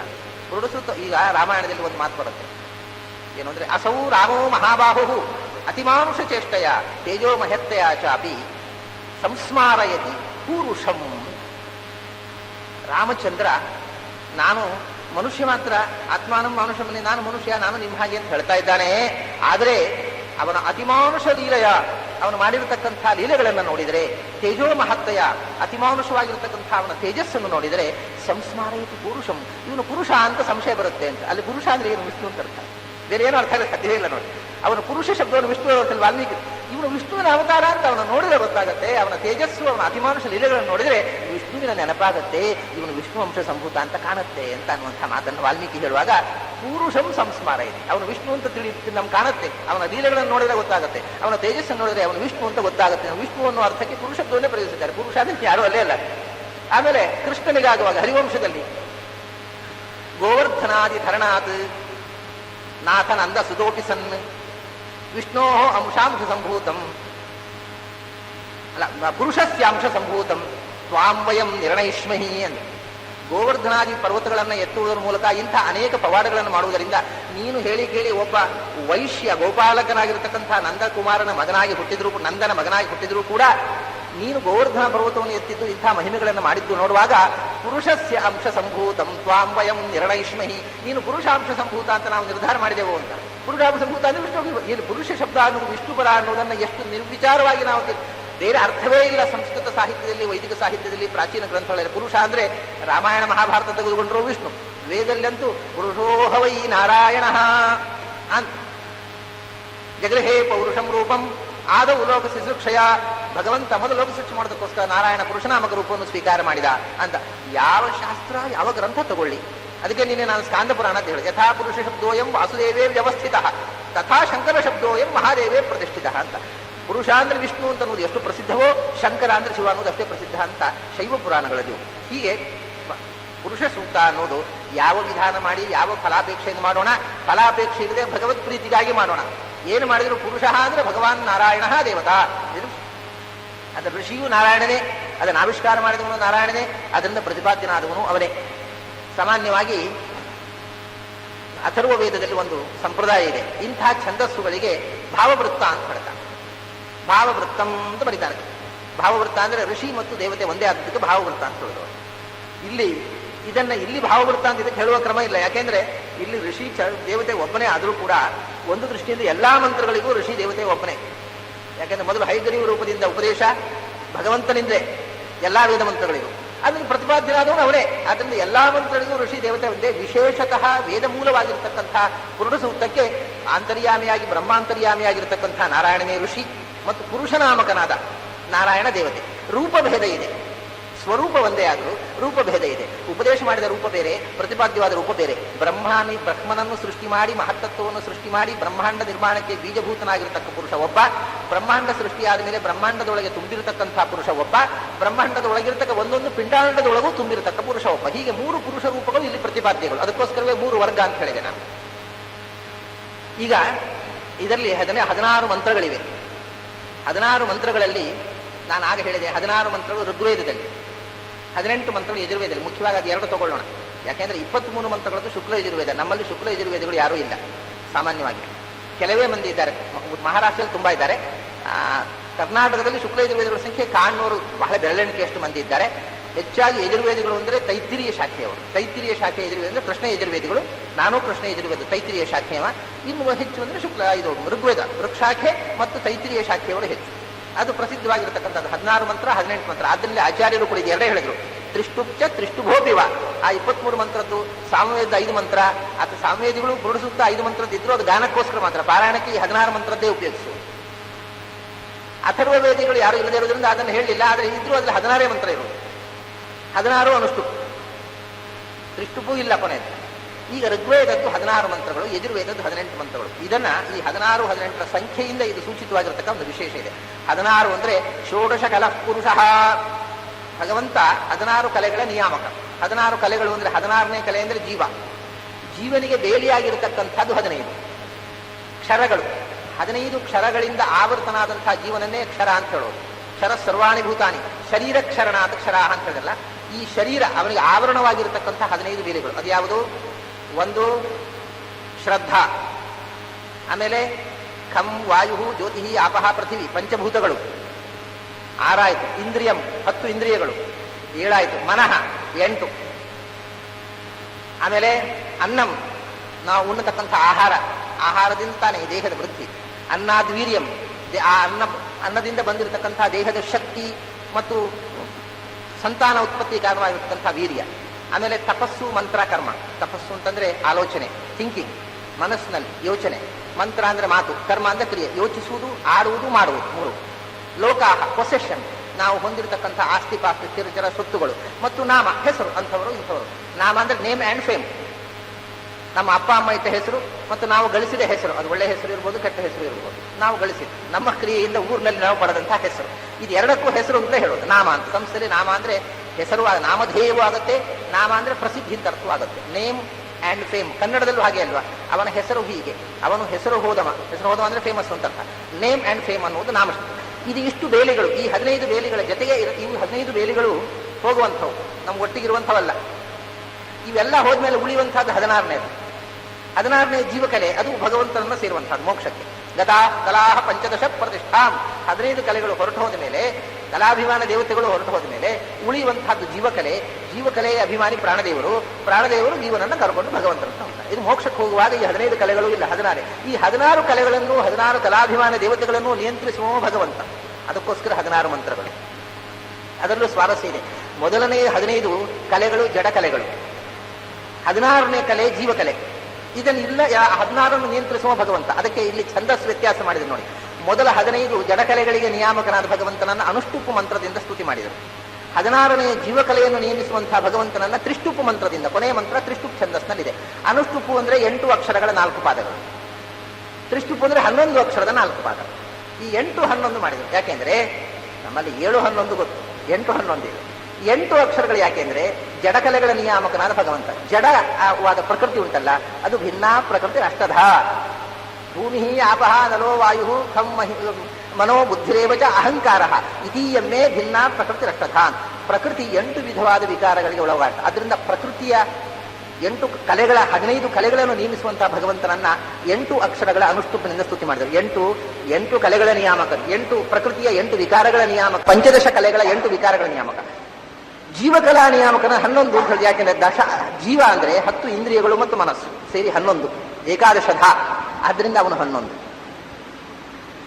ಆಮೇಲೆ ಯಜುರ್ವೇದದಲ್ಲಿ 18 ಮಂತ್ರಗಳನ್ನು ತಂದರು. ಯಾಕೆಂದ್ರೆ 18 ಮಂತ್ರಗಳಲ್ಲಿ 16 ಕಲೆಗಳ ನಿಯಾಮಕವಾಗಿರತಕ್ಕಂಥ, 16 ಕಲೆಗಳ ಆಚೆಗೆ ಇರತಕ್ಕಂಥದ್ದು ಶ್ರೀತತ್ವ 17ನೇದು, 18 ಪುರುಷೋತ್ತಮ ತತ್ವ. ಅದೇ ಇದು 16 ಕ್ಷರ ಆಯಿತು. 16 ಒಟ್ಟಿಗೆ ಕ್ಷರ ಅಂತ ಹೇಳಿದ್ರು.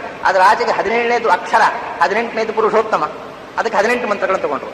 17ನೇ ಮಂತ್ರ ಶ್ರೀತತ್ವದ ನಿಯಾಮಕವಾದ ಭಗವಂತನನ್ನು, 18ನೇ ಮಂತ್ರ ಸ್ವಯಂ ಪುರುಷೋತ್ತಮ ತತ್ವವನ್ನು ಹೇಳ್ತದೆ.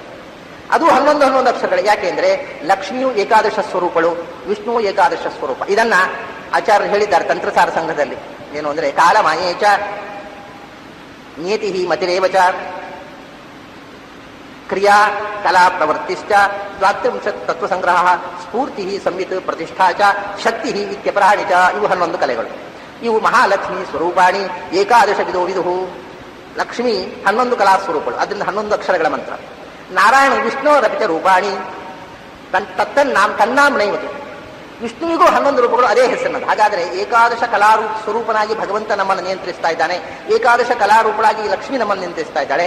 ಅದಕ್ಕೋಸ್ಕರ 17ನೇ ಮಂತ್ರವು ಏಕಾದಶ ಅಕ್ಷರ, 18ನೇ ಮಂತ್ರವು 11 ಅಕ್ಷರಗಳ ತ್ರಿಷ್ಟು. ಈ 16 ಅನ್ನೋದು ಇನ್ನೊಂದು ಕಾರಣವೂ ಇದೆ. ಏನು ಅಂದರೆ ತಾವಾ ಏತಾಶ್ಚತಸ್ರಶ್ಚತಸ್ರಶ್ಚತುರ್ಧ ವಾಸುದೇವ ಸಂಕರ್ಷಣ ಪ್ರದ್ಯುಮ್ನ ಅನಿರುದ್ಧ. ಇದು 16 ಆಗುತ್ತೆ. ಯಾಕೆಂದರೆ ವಾಸುದೇವ ಸಂಕರ್ಷಣ, ವಾಸುದೇವ ಪ್ರದ್ಯುಮ್ನ, ವಾಸುದೇವ ಅನಿರುದ್ಧ. ಹೀಗೆ ವಾಸುದೇವ 4, ಸಂಕರ್ಷಣ 4, ಪ್ರದ್ಯುಮ್ನ 4, ಅನಿರುದ್ಧ 4. ಈ 4 ರೂಪಗಳು 4 ಆದಾಗ 4 4 16. ಇದು 16 ಮಂತ್ರಗಳು. ಹೀಗೆ ಈ ಮಂತ್ರಗಳು ಬಹಳ ವಿಶಿಷ್ಟ. ಅದರ ನಂತರ 18 ಆದಮೇಲೆ ಮತ್ತೆ 5 ಮಂತ್ರಗಳನ್ನು ಸೇರಿಸ್ತದೆ. ಈ ಶ್ವೇತ ಶುಕ್ಲ ಯಜುರ್ವೇದ ಪದ್ಧತಿಯವರು ವಾಜಸ್ನೇಯ ಸಂಹಿತೆಯಲ್ಲಿ ಆ 5 ಮಂತ್ರಗಳು ಮತ್ತೆ ಪುನಃ ವಾಸುದೇವ ಸಂಕೃಷ್ಣ ಪ್ರದ್ಯುಮ್ನ ಅನಿರುದ್ಧ ನಾರಾಯಣ ಅಂತ ಪಂಚರೂಪದ ಭಗವಂತರನ್ನು ಹೇಳತಕ್ಕಂಥದ್ದು. ಇದರ ಶ್ಲೋಕ ಸಂಖ್ಯೆಗಳು, ಇದರ ಅಕ್ಷರ ಸಂಖ್ಯೆಗಳಲ್ಲಿ ಕೂಡ ಒಂದು ವಿಶಿಷ್ಟವಾದಂತಹ ಅನುಸಂಧಾನ ಇದೆ. 8 ಅಕ್ಷರ ಯಾಕೆ ಬಂತು? ಪ್ರಕೃತಿ ನಿಯಾಮಕವಾದ ಭಗವಂತನನ್ನು ಹೇಳತಕ್ಕ ಮಂತ್ರ. ಪ್ರಕೃತಿ ಅಷ್ಟವಿಧ, ಅದು ಗೀತೆಯಲ್ಲಿ ಹೇಳಿದ್ದ. 11 ಅಕ್ಷರ ಯಾಕೆ ಬಂತು? ಲಕ್ಷ್ಮೀನಾರಾಯಣರು ಏಕಾದಶ ಕಲಾಸ್ವರೂಪರು. ಆ ಏಕಾದಶ ಕಲೆಗಳು ನಮ್ಮ 36 ತತ್ವ ನ್ಯಾಸ ಮಾಡುವಾಗ 36 ತತ್ವಗಳಲ್ಲಿ ಆ 25 ತತ್ವಗಳ ಅನಂತರದ 11 ತತ್ವಗಳು ಲಕ್ಷ್ಮೀ ಸ್ವರೂಪವಾದ 11 ತತ್ವಗಳು, ನಾರಾಯಣ ಸ್ವರೂಪವಾದ 11 ತತ್ವಗಳು ಅಂತ ಹೇಳಿದ್ರು. ಅದಕ್ಕೋಸ್ಕರ ಕೊನೆಯ ಮಂತ್ರಗಳು 11 ಅಕ್ಷರಗಳದ್ದು ಬಂತು. ಹೀಗೆ ಈ ಅಕ್ಷರಗಳನ್ನ ಕೂಡ ನಾವು ಅನುಸಂಧಾನ ಮಾಡುವಾಗ ಆ ಅಕ್ಷರದ ಸಂಖ್ಯೆ, ಅದಕ್ಕೆ ಸಂಬಂಧಪಟ್ಟಂತಹ ಭಗವಂತನ ಸಂಖ್ಯೆ, ಇದನ್ನ ನಾವು ಇಟ್ಟುಕೊಂಡು ಅನುಸಂಧಾನ ಮಾಡಬೇಕು. ಆಮೇಲೆ ಇದರಲ್ಲಿ ಬರತಕ್ಕಂತಹ ಛಂದಸ್ಸು 2 ಆಯಿತು. ಒಂದು ಅನುಷ್ಟುಪು, ಒಂದು ತ್ರಿಷ್ಟುಪು. ಅನುಷ್ಟುಪ್ಪಿನ ಛಂದಸ್ಸಿನ ಮಂತ್ರಗಳನ್ನು ಹೇಳುವಾಗ ಏನು ಅನುಸಂಧಾನ ಮಾಡಬೇಕು ಅಂದರೆ, ಅನುಷ್ಟುಪ್ ಛಂದಸ್ಸು ಅಂದರೆ ಅನುಷ್ಟುಪ್ ಛಂದಸ್ಸಿನ ಅಭಿಮಾನ ದೇವತೆ. ನೋಡಿ, ಇನ್ನೊಂದು ತಮಾಷೆ ಇದೆ. ಮೊದಲು ಈ ಭಗವಂತನ ನಿಯಮ್ಯವಾದ ಕಲೆಗಳಿಗೆ ಸಂಬಂಧಪಟ್ಟಂತಹ ಮಂತ್ರಗಳನ್ನು ಅನುಷ್ಟುಪ್ಪಿನಲ್ಲಿ ಹೇಳಿದರು. ಅದು ಯಾಕೆಂದ್ರೆ ಈ ಕಲೆಗಳಿದ್ದಾವಲ್ಲ, ಇವು ಸ್ವತಂತ್ರವಾಗಿ ಪ್ರತಿಪಾದನೆ ಮಾಡಿದವುಗಳೆಲ್ಲ ವೇದದಲ್ಲಿ. ಜೀವನ 15 ದೇಲಿಗಳನ್ನು ಹೇಳುವಂತಹದ್ದು ಸ್ವತಂತ್ರವಾಗಿ ಅಲ್ಲ, ಭಗವಂತನ ಮಹಾತ್ಮ್ಯಕ್ಕೆ ಅನುಗುಣವಾಗಿ ಸ್ತುತವಾದದ್ದು. ಅದರಿಂದ ಅದು ಅನುಷ್ಟುಪ್. ಭಗವಂತ ಹಾಗಲ್ಲ, ತ್ರಿಷ್ಟುಪು 3 ವೇದಗಳಿಂದ ಸ್ವತಂತ್ರವಾಗಿ ಸ್ತುತನಾದವ, ಆದ್ರಿಂದ ಅವನು ತ್ರಿಷ್ಟುಪು. ತ್ರಿಷ್ಟುಪು ಅಂದ್ರೆ 3 ವೇದಗಳಿಂದ ಸ್ತುತನಾದವ ಅಂತ ಅರ್ಥ. ಅನುಷ್ಟುಪು ಅಂದ್ರೆ ಅನುಗುಣವಾಗಿ ಸ್ತುತ. ಇತರ ದೇವತೆಗಳ ಅಭಿಮಾನ ದೇವತೆಗಳ ವಿಷಯ, ಕಲಾದ ಅಭಿಮಾನ ದೇವತೆಗಳ ವಿಷಯ ಬರುವುದು ಭಗವಂತನ ಮಹಾತ್ಮ್ಯಕ್ಕೆ ಅನುಗುಣವಾಗಿ, ಹೊರತು ಸ್ವತಂತ್ರವಾಗಿ ಅಲ್ಲ. ಋಗ್ವೇದದಲ್ಲಿ ಒಮ್ಮೆಯೇ ಪ್ರಯೋಗವಾದ ಶಬ್ದ ಇದು ಸಹಸ್ರ ಶೀರ್ಷ. ಅತ್ಯಾಶ್ಚರ್ಯಕರವಾದ ವಿಷಯ. ಇಡೀ ಋಗ್ವೇದದಲ್ಲಿ ನಾನಾ ವಿಧವಾದ ಭಗವಂತನ ಸ್ತುತಿ ಮಾಡಿದ್ದಾರಲ್ಲ. ಪುರುಷ ಸೂಕ್ತಕ್ಕೆ ಏನು ಮಹತ್ವ? ಸಹಸ್ರ ಶೀರ್ಷ ಅನ್ನುವ ಶಬ್ದ ಇಡೀ ಋಗ್ವೇದದಲ್ಲಿ ಒಂದೇ ಒಂದು ಬಾರಿ ಪ್ರಯೋಗ. ಅದು ಇಲ್ಲಿ ಈ ಹಿಂದಿಯೂ ಇಲ್ಲ, ಏನು ಮುಂದೂ ಇಲ್ಲ. ಹಿಂದೂ ಇಲ್ಲ, ಅಭೂತಪೂರ್ವವಾದ ಪ್ರಯೋಗ ಇದು. ಪುರುಷ ಅನ್ನುವ ಶಬ್ದ ಮೊಟ್ಟ ಮೊದಲ ಬಾರಿ ಋಗ್ವೇದದಲ್ಲಿ ಪ್ರಯೋಗ ಆಗುವುದು ಇಲ್ಲಿ. ಇದರ ಮೊದಲು ಪುರುಷಬ್ದ ಪ್ರಯೋಗ ಆಗಲಿ. ಪುರುಷ ಅಂತ ಪ್ರಥಮಾಂತವಾಗಿ, ಪುರುಷಂ ಅನ್ನುವ ಪುರುಷೇಣ, ಪುರುಷ ಅನ್ನುವಂಥದ್ದು ಪುರುಷಂ ಅಂದ್ರೆ ಪುರುಷ ಶಬ್ದ, ಪುರುಷ ನಾಮಕನಾದ ಭಗವಂತನ ಸ್ತುತಿ. ಇದು ಒಂದೇ ಸೂಕ್ತ. ಇದರ ಮೊದಲು ಪುರುಷ ಅನ್ನುವ ಶಬ್ದ ಬರಲೇ ಇಲ್ಲ. ಸಹಸ್ರಾಕ್ಷ ಅನ್ನುವುದು 1 ಬಾರಿ ಬಂದಿದೆ. ಸಹಸ್ರಪಾತ ಅನ್ನುವುದು ಇದು ಮೊಟ್ಟ ಮೊದಲ ಬಾರಿ ಬರುವಂಥದ್ದು. ಸಹಸ್ರಪಾತ ಮತ್ತು ಸಹಸ್ರ ಶೀರ್ಷ ಅನ್ನುವಂತಹ ವಿಶೇಷಣ ಭಗವಂತನಿಗೆ ಪುರುಷ ಸೂಕ್ತದಲ್ಲಿ ಮಾತ್ರ ಬಂದಿದೆ. ಇಡೀ ಋಗ್ವೇದ ಪಾರಾಯಣ ಮಾಡಿದರೆ ಇನ್ನೊಮ್ಮೆ ಈ ಶಬ್ದ ಇಲ್ಲ. ಆಮೇಲೆ ಸಭೂಮಿಂ ವಿಶ್ವತೋ ವೃತ್ವ ಅನ್ನುವ ಶಬ್ದ ಋಗ್ವೇದದಲ್ಲಿ ಒಂದೇ ಸರ್ತಿ ಪ್ರಯೋಗ ಆದದ್ದು ಇಲ್ಲಿ. ಅತ್ಯತಿಷ್ಠ ದಶಾಂಗುಲಂ ಅನ್ನುವ ಶಬ್ದ ಋಗ್ವೇದದಲ್ಲಿ ಒಂದೇ ಸರ್ತಿ ಪ್ರಯೋಗ ಆದದ್ದು ಇಲ್ಲಿ. ಬೇರೆ ಎಲ್ಲಿಯೂ ಪ್ರಯೋಗ ಆಗದ ಅತ್ಯಪೂರ್ವವಾದಂತಹ 4 ಶಬ್ದಗಳು. ಮತ್ತೆ 1 ಬಾರಿ ಹಿಂದೆ ಪ್ರಯೋಗ ಆದಂತಹ ಅಪೂರ್ವವಾದ ಶಬ್ದ ಸಹಸ್ರಾಕ್ಷ ಅನ್ನುವಂಥದ್ದು. ಸಹಸ್ರ ಶೀರ್ಷ ಪುರುಷ, ಅದರಲ್ಲಿ ಪುರುಷ ಅನ್ನೋದು ಇನ್ನು ಮುಂದೆ ಪ್ರಯೋಗ ಆಗುತ್ತೆ. ಅದರಲ್ಲಿ ಇಲ್ಲೇ 5 ಬಾರಿ ಬಂದಿದೆ. ಪ್ರತಿಯೊಂದು ಮಂತ್ರಲ್ಲೂ ಪುರುಷಬ್ದ ಬಂದಿದೆ ಪ್ರಥಮದಲ್ಲಿ. ಬೇರೆ ಮೊದಲು ಎಲ್ಲಿಯೂ ಪುರುಷಬ್ದ ಪ್ರಯೋಗ ಆಗಲಿಲ್ಲ. ಹಾಗೆ ಸಹಸ್ರ ಪುರುಷ ಶಬ್ದ ವಿಭಕ್ತ್ಯಂತರದಲ್ಲಿ ಪ್ರಯೋಗ ಆಗಿದೆ. ಪುರುಷ ಅಂತ ಪ್ರಥಮ ವಿಭಕ್ತಿಯಾಗಿ ದೇವತಾಪರತೆಯ ಬರಲಿಲ್ಲ. ಇದೊಂದು ಅಪೂರ್ವವಾದ ವಿಷಯ. ಇದು ಎಲ್ಲಿಯೂ ಕೂಡ ವೇದದಲ್ಲಿ ಇಡೀ 10,000 ಚಿಲ್ಲರೆ ಮಂತ್ರಗಳಲ್ಲಿ ಇನ್ನೊಂದು ಕಡೆ ಈ ಶಬ್ದ ಆವೃತ್ತಿ ಆಗಲಿಲ್ಲ. ಇದನ್ನು ನಾವು ತಿಳ್ಕೊಂಡಾಗ ಪುರುಷ ಸೂಕ್ತದ ಮಹತ್ವ ಪ್ರಾಚೀನರು ಎಷ್ಟೆಷ್ಟು ವಿಧದಿಂದ ನೋಡಿದ್ರು ಅದನ್ನೆಲ್ಲ ನೋಡೋ ಭಾಗ್ಯ ನಮಗಿಲ್ಲೇ ಇಲ್ಲ. ಯಾವ ರೀತಿ ಯೋಚನೆ ಮಾಡಿದ್ರೆ ಒಂದೊಂದು ರೀತಿ ಯೋಚನೆ ಮಾಡೋ ಒಂದೊಂದು ರೀತಿಯ ಮಹತ್ವ ಇದೆ. ಅದರಲ್ಲಿ ಈ ಶಬ್ದಗಳೇ ಆವೃತ್ತಿ ಆಗಲಿಲ್ಲ ಬೇರೆ ಕಡೆ. ಈ ಸಹಸ್ರ ಶೀರ್ಷತ್ವೇನ ಭಗವಂತನನ್ನು ಸ್ತೋತ್ರವೇ ಮಾಡಿಲ್ಲ ವೇದ, ಋಗ್ವೇದ ಇಲ್ಲೇ ಮಾಡ್ತಾ ಇದೆ. ಸಹಸ್ರ ಪಾದ ಅಂತ ಇನ್ನೊಂದು ಕಡೆ ಸ್ತೋತ್ರ ಮಾಡಿಲ್ಲ. ಅತ್ಯತಿಷ್ಠ ದಶಾಂಗುಲಂ ಇದು ಇಲ್ಲೇ ಇಲ್ಲ, ಎಲ್ಲೂ ಇಲ್ಲೇ ಇಲ್ಲ. ಹೀಗೆ ಅಪೂರ್ವವಾಗಿರತಕ್ಕಂಥ 4 ಶಬ್ದಗಳಿವೆ ಇದರಲ್ಲಿ. ಪುರುಷ ಶಬ್ದ ಅನ್ನೋದು ಬೇರೆ ಕಡೆ ಇನ್ನೊಂದು ಸರ್ತಿ ಪ್ರಯೋಗ ಆಗಿದ್ರು, ಇಲ್ಲೇ ಮೊದಲ ಬಾರಿ ಪ್ರಯೋಗ ಆಗಿದೆ. ಈ 4 ಶಬ್ದಗಳು ಈ ಹಿಂದೆಯೂ ಮುಂದೆ ಎಲ್ಲಿಯೂ ಪ್ರಯೋಗವೇ ಆಗಿಲ್ಲ. ಈ 5 ಅಪೂರ್ವ ಶಬ್ದಗಳಿವೆ ಇದರಲ್ಲಿ. ಒಟ್ಟು 11 ಶಬ್ದಗಳಲ್ಲಿ ನಾನು 11 ಕಲೆಗಳು ಅಂತ ಹೇಳಿದೆ. ಇಲ್ಲಿ ಇರುವುದು 11 ಶಬ್ದಗಳು. ಸಹಸ್ರ ಶೀರ್ಷ ಪುರುಷ, ಸಹಸ್ರಾಕ್ಷ, ಸಹಸ್ರಪಾತು, ಸಹ ಭೂಮಿಂ ವಿಶ್ವತಃ ವೃತ್ವ ಅತಿಷ್ಠತು ದಶಾಂಗುಲಂ. ಭಗವಂತ ಮತ್ತು ಲಕ್ಷ್ಮೀನಾರಾಯಣರ ಏಕಾದಶ ಕಲಾ ಸ್ವರೂಪವನ್ನೇ ಹೇಳತಕ್ಕಂಥ ಮಂತ್ರ ಇದು. 11 ಶಬ್ದಗಳಿರತಕ್ಕಂಥದ್ದು. ಹೀಗೆ ಇದರಲ್ಲಿ ಬಂದಿರತಕ್ಕಂಥ ಶಬ್ದಗಳು 4-5 ಶಬ್ದಗಳು ಇಡೀ ವೈದಿಕ ಸಾಹಿತ್ಯದಲ್ಲಿ ಅಪೂರ್ವ ಶಬ್ದಗಳು. ಇನ್ನೊಮ್ಮೆ ವೇದದಲ್ಲಿ ಪ್ರಯೋಗ ಬಂದವುಗಳಲ್ಲ, ಈ ಮೊದಲು ಬಂದವುಗಳಲ್ಲ. ಸರಿ, ಇದನ್ನ ಇಷ್ಟು ತಿಳ್ಕೊಂಡು ಈಗ ನಾವು ಈ ಮಂತ್ರದ ಅರ್ಥಕ್ಕೆ ಬರೋಣ. ಪುರುಷ ಅಂದ್ರೆ ಏನು ಅಂತ ತಿಳ್ಕೊಂಡು ಪುರುಷನನ್ನ ಸ್ತೋತ್ರ ಮಾಡೋದು. ಪುರುಷ ಅಂತ ಭಗವಂತನಿಗೆ ಹೆಸರು ಯಾಕೆ ಅನ್ನೋದನ್ನು ತಿಳ್ಕೊಂಡು ಅದರ ನಂತರ ಮಂತ್ರಕ್ಕೆ ಬರೋಣ. ಪುರುಷ ಅನ್ನೋದಕ್ಕೆ ಶಾಸ್ತ್ರದಲ್ಲೇ ಒಂದರ್ಥ ಏನು ಅಂದ್ರೆ ಪೂರ್ವಂ ಏವ ಅಹಂ ಇಹ ಆಸಂ ತತ್ ಪುರುಷಸ್ಯ ಪುರುಷತ್ವಂ ಅಂತ ವೇದದಲ್ಲೇ ಒಂದು ಕಡೆ ಹೇಳಿದ್ದಾರೆ. ಪುರುಷ ಅಂತ ಯಾಕೆ ನನಗೆ ಹೆಸರು ಅಂದ್ರೆ ನಾನು ಇದಕ್ಕಿಂತ ಪೂರ್ವದಲ್ಲಿಯೂ ಇದ್ದೆ. ಅಂದ್ರೆ ಈ ಸೃಷ್ಟಿ ಪ್ರಪಂಚ ಅನ್ನೋದು ಯಾವಾಗದಿಂದ ಇದೆಯೋ ಅದಕ್ಕಿಂತಲೂ ಮೊದಲು ಇದ್ದವ ನಾನೇ. ನಾಸದಾಸೀದ್ ನೋಸದಾಸೀದ್ ಯಾವುದೂ ಇಲ್ಲದೆ ಇದ್ದಾಗಲೂ ಯಾರು ಇದ್ದನೋ ಅವನು ಪುರುಷ ಅಂತ. ಪುರುಷ ಅಂದ್ರೆ ಪುರಾ ಆಸ ಇತಿ ಪುರುಷ ಅಂತ. ಪುರಾಸ ಹೋಗಿ ಪುರುಷ ಆಯ್ತು. ಅಂದ್ರೆ ಪೂರ್ವದಲ್ಲಿ, ಎಲ್ಲಕ್ಕಿಂತಲೂ ಪೂರ್ವದಲ್ಲಿ ಯಾವುದೂ ಇಲ್ಲದೆ ಇದ್ದಾಗ ಯಾರು ಇರ್ತಾನೋ ಅವನು ಪುರುಷ ಅಂತ. ನಾವು ಅದನ್ನ ಪುರಾಣ ಪುರುಷ ಅಂತ ಹೇಳ್ತೇವಲ್ಲ, ಮಹಾಪುರಾಣ ಅಂದ್ರೆ ಪುರಾ ಆಸ, ಯಾವುದೂ ಇಲ್ಲದೆ ಇದ್ದಾಗಲೂ ಎಲ್ಲಕ್ಕಿಂತಲೂ ಪೂರ್ವದಲ್ಲಿ ಇದ್ದವ ಪುರುಷ. ಆಮೇಲೆ ಎಲ್ಲವೂ ಆಯಿತು, ಆದ್ಮೇಲೆ ಎಲ್ಲಿದ್ದ? ಪುರುಷನಾಗಿದ್ದ. ಎಲ್ಲಿ? ಪುರದಲ್ಲಿ ಇದ್ದ. ಪುರೇ ಶೇತೆ ಪುರಿ ಶೇತೆ ಇತಿ ಪುರುಷ ಸವಾಯಂ ಪುರುಷ ಸರ್ವಾಸು ಪೂರುಷು ಪುರುಷಯ ಅಂತ ಐತಿ ಉಪನಿಷತ್ ಹೇಳಿತು. ಸರ್ವಾಸು ಪೂರುಷು ಎಲ್ಲಾ ಬ್ರಹ್ಮಾಂಡದಲ್ಲಿ ತುಂಬಿದ. ಪುರಿ ಅಂದ್ರೆ ಬ್ರಹ್ಮಾಂಡದಲ್ಲಿ, ಆಮೇಲೆ ಪುರಿ ದೇಹದಲ್ಲಿ ತುಂಬಿದ. ಅದರಲ್ಲಿಯೂ ಪುರದಲ್ಲಿ ಪುರಿಯಲ್ಲಿ ಪೂರುಷು ಪುರುಷಯ ದೇಹದಲ್ಲಿ ತುಂಬಿದ. ದೇಹದೊಳಗೆ ಹೃದಯ ಕಮಲ ಅನ್ನತಕ್ಕಂಥ ಪುರದಲ್ಲಿ ತುಂಬಿದ. ಆಮೇಲೆ ದೇಹದೊಳಗೆ ದೇಹಾಂಗುಷ್ಠಮಿತೋ ದೇಹೆ ದೇಹದೊಳಗೆ ಜೀವನೊಳಗೆ ತುಂಬಿದ. ಜೀವನ ಹೃದಯ ಪುರದಲ್ಲಿ ತುಂಬಿದ. ಹೀಗೆ ಅಂತರ್ಯಾಮಿಯಾಗಿ ಬ್ರಹ್ಮಾಂಡದಿಂದೊಳಗೆ ದೇಹದೊಳಗೆ ಹೃದಯದೊಳಗೆ ಜೀವದ ಒಳಗೆ ಭಗವಂತ. ಹೀಗೆ ಒಂದು ಪುರದೊಳಗೆ ಒಂದು ಪುರ, ಒಂದು ಪುರದೊಳಗೆ ಒಂದು ಪುರ, ಆ ಪುರದೊಳಗೆ ಇವನು ತುಂಬಿದ. ಪುರುಷ ಪುರುಷ ಪುರುಷ ಪುರುಷ ಆಗ್ತಾ ಹೋದ. ಪುರುಷಯ ಸರ್ವಾಸು ಪೂರುಷು ಪುರುಷಯ ಪುರುಷ ಪೂರುಷ ಸಂಸ್ಥಿತೇ ಎಂತ ಪುರಗಳಲ್ಲಿ ಇದೆ. ಎಲ್ಲಾ ಪುರಗಳಲ್ಲಿ ಇರುವುದರಿಂದ ಅವನು ಪುರುಷ. ಪುರುಷೇತೆ ಪುರಂ ಆಕ್ರಮ್ಯ ಸಕಲಂ ಯಸ್ಮಾತ್ ಛೇತೆ ಮಹಾಪ್ರಭು ತಸ್ಮಾತ್ ಪುರುಷ ಇತ್ಯೇವಂ ಪ್ರೋಚ್ಯತೆ ತತ್ವಚಿಂತಕೈ ಅಂತ ಪುರಾಣದಲ್ಲಿ ಹೇಳಿದರು. ಪುರಂ ಆಕ್ರಮ್ಯ ಹಾಗಾದ್ರೆ ನಾವು ಪುರುಷರೇ ಅಲ್ವಾ? ನಾವು ಈ ಪುರದೊಳಗೆ ಇದ್ದೇವೆ ಅಂದ್ರೆ, ಪುರದೊಳಗೆ ಇದ್ದೇವೆ ಅಂದ್ರೆ ಏನು? ನಾವು ಒಂದು ಪುರದೊಳಗೆ ಇದ್ದೇವೆ, ಒಬ್ಬೊಬ್ಬರು ಒಂದೊಂದು ಪುರದೊಳಗೆ. ಅವನು ಪುರಂ ಆಕ್ರಮ್ಯ ಸಕಲಂ ಎಲ್ಲಾ ಪುರದೊಳಗೂ ಇದ್ದಾನೆ ಅವ. ಹಾಗಾಗಿ ಅವನು ನಿಜವಾದ ಪುರುಷ ಯಾರು ಅಂದ್ರೆ, ಒಂದೊಂದು ಮನೆ ಸ್ವಾಮಿ ನಮ್ದು, ಅವನು ಎಲ್ಲಾ ಮನೆಯೊಳಗೂ ಇರುವವ, ಎಲ್ಲ ದೇಹದೊಳಗೂ ಇರುವವನು. ಪುರಮಾಕ್ರಮ್ಯ ಸಕಲಂ ಅಂತ ಹೇಳಿದ್ರು. ನಮ್ದು ಒಂದು ಮನೆಯಲ್ಲಿ ಇರೋದಷ್ಟೇ, ಒಡೆತನ ಇಲ್ಲ ನಮ್ಗೆ. ಯಾಕೆ? ನಮ್ಮ ಈ ಪುರಂ ಏಕಾದಶ ದ್ವಾರಂ ಅಜಸ್ಯ ಅವಕ್ರಚೇತ ಸಹ, ಈ ಪುರದ ಒಡೆಯ ಅವನು, ನಾವು ಬಾಡಿಗೆ ಇರುವವರು. ಇರುವಂದ್ರೆ ಇರಬೇಕು, ಹೋಗುವಂದ್ರೆ ಹೋಗ್ಬೇಕು. ನಮ್ಗೆ ಇರಬೇಕು ಅಂದ್ರೆ ಇರುವಷ್ಟು ಕಾಲ, ಇನ್ನೂ 10 ವರ್ಷ ಇರಬೇಕು ಅಂದ್ರೆ ಇರ್ಲಿಕ್ಕೆ ಅಧಿಕಾರ ಇಲ್ಲ. ನಮಗೇನು ಡಿಕ್ಲರೇಷನ್ ಹಾಕಿ ಕೊಡುವ ಹಂಗಿಲ್ಲ, ಹೋಗುವಂದ್ರೆ ಇಳಿದು ಬಿಡ್ಬೇಕು. ಆದ್ರಿಂದ ಈ ಇದ್ದೂ ನಾವು ಇದರ ಒಡೆಯರಲ್ಲ. ಈ ಪುರದಲ್ಲಿ ಇರುವ ಬಾಡಿಗೆ ಅತಿಥಿಗಳು ನಾವು ಛತ್ರದಲ್ಲಿ ವಾಸ ಮಾಡುವವರು. ಬೆಳಗಾದ ತಕ್ಷಣ ಹೊರಟು ಹೋಗ್ಬೇಕು. ಆ ಪುರದ ಅಧಿಪತಿಗಳಲ್ಲ. ಮತ್ತು ನಾವು ಇದ್ರೂ ಒಂದೊಂದು ಪುರದಲ್ಲಿದ್ದೆವು. ಅವನು ಪುರಂ ಆಕ್ರಮ್ಯ ಸಕಲಂ ಯಸ್ಮಾತ್ ಛೇತೆ ಮಹಾಪ್ರಭು ತಸ್ಮಾತ್ ಪುರುಷ ಇತ್ಯೇವಂ ಪ್ರೋಚ್ಯತೆ ತತ್ವಚಿಂತಕೈ. ಅದರಿಂದ ಅವನನ್ನು ಪುರುಷ ಅಂತ ಕರೆದ. ಅಂದ್ರೆ ಸಮಸ್ತ ಪುರದೊಳಗು, ಬ್ರಹ್ಮಾಂಡದ ಪುರದೊಳಗು, ಒಂದೊಂದು ಪಿಂಡಾಂಡದೊಳಗೂ ಅಖಂಡವಾಗಿ ತುಂಬಿರತಕ್ಕಂಥವನು ಯಾರೋ ಅವನು ಪುರುಷ. ಆಮೇಲೆ ಪುರು ಸಹ ಪುರು ಅವನು ಪೂರ್ಣನಾದವ. ಸಹ ಪುರು ಆದ್ರಿಂದ ಪುರುಷ ಅವನು ಪರಿಪೂರ್ಣನಾದವ. ಆಮೇಲೆ ಪುರು ಸ್ಯತಿ ಬಹಳ ಬೃಹತ್ತಾಗಿರತಕ್ಕಂಥ ಬ್ರಹ್ಮಾಂಡವನ್ನು ಕೂಡ ಸ್ಯತಿ ನಾಶ ಮಾಡತಕ್ಕವ. ಪುರು ಸನೋತಿ ಪರಿಪೂರ್ಣವಾಗಿರತಕ್ಕಂಥ ಪುರುಷಾರ್ಥಗಳನ್ನ ಕೊಡತಕ್ಕವ. ಹೀಗೆ ನಾನಾ ವಿಧವಾಗಿರತಕ್ಕಂತಹ ಅರ್ಥಗಳನ್ನು ಇದಕ್ಕೆ ಮಾಡಿಕೊಂಡು ಹೋಗುವ. ಹೀಗೆ ಮಾಡ್ತಾ ಕೊನೆಗೆ ಇನ್ನೂ ಒಂದು ವಿಶಿಷ್ಟವಾದಂತಹ ಅರ್ಥ ಇದೆ ಇದಕ್ಕೆ. ಏನು ಗೊತ್ತೋ? ಪುರುಷ 3 ಅಕ್ಷರಗಳಿಗೆ 3 ಬೇರೆ ಬೇರೆ ಅರ್ಥಗಳಿವೆ. ಅಕ್ಷರ ಸಮನ್ವಯ. ಯಾಕೆ ಗೊತ್ತೋ? ಬೃಹತಿ ಸಹಸ್ರ ಅಂತ ಗೊತ್ತಿದೆ ನಿಮಗೆ, ಕೇಳಿದ್ದೀರಿ. ಒಂದು ಮಹಾವ್ರತ ಯಾಗದಲ್ಲಿ ಹೇಳ್ತಕ್ಕಂಥ ಮಂತ್ರಗಳು. ಬೃಹತಿ ಸಹಸ್ರ ಮಂತ್ರದಲ್ಲಿ ಒಂದು ಕಡೆ ಅದೇನು 36 ಅಕ್ಷರಗಳ ಮಂತ್ರ ಆಗಬೇಕು. ಒಂದು ಕಡೆ ಒಂದು ಮಂತ್ರವನ್ನು ಆವೃತ್ತಿ ಮಾಡುವಾಗ 33 ಅಕ್ಷರ ಆಗುತ್ತೆ, 36 ಆಗುವುದಿಲ್ಲ. ಅದನ್ನು 3 ಸರ್ತಿ ಆವೃತ್ತಿ ಮಾಡಬೇಕು. ಅಲ್ಲ, ಅದು 36 3 ಸರ್ತಿ ಆವೃತ್ತಿ ಮಾಡುವಾಗ 3 ಅಕ್ಷರ ಕಮ್ಮಿ ಆಗುತ್ತೆ, ಒಂದೊಂದು ಅಕ್ಷರ ಕಮ್ಮಿ ಆಗುತ್ತೆ. ಒಂದೊಂದು ಸರ್ತಿ 35 ಆಗುತ್ತೆ. 3 ಸರ್ತಿ ಆವೃತ್ತಿ ಮಾಡಬೇಕು. ಅದನ್ನು 36 ಆಗಬೇಕಲ್ಲ, ಏನು ಮಾಡು ಅಂದ್ರೆ ಅದಕ್ಕೆ ಪುರುಷ ಶಬ್ದೇರ ಯೋಜೇತ ಅಂದ್ರು. ಯಾಕೆಂದ್ರೆ ಇಡೀ ಬೃಹತಿ ಸಹಸ್ರ ಪುರುಷ ಪ್ರತಿಪಾದಕ ಅಂತ ಸೂಚನೆ ಮಾಡಬೇಕು ನಮಗೆ. ಪುರುಷ ಅಂದ್ರೆ ವಿಷ್ಣು ಕೂಡ ಸಿದ್ಧವಾಗಿದೆ. ಇಡೀ ಬೃಹತಿ ಸಹಸ್ರ ವಿಷ್ಣು ಪ್ರತಿಪಾದಕ, ಅದಕ್ಕೆ ಪುರುಷ ಶಬ್ದೇನ ಯೋಜಯೇತ್. ಹೇಗೆ ನದಂ ಯೋ ಯುವತೀನಾಂ, ನದಂ ಯೋ ಯುವತೀನಾಂ 7 ಅಕ್ಷರ ಇದೆ, ಅದು 8 ಅಕ್ಷರ.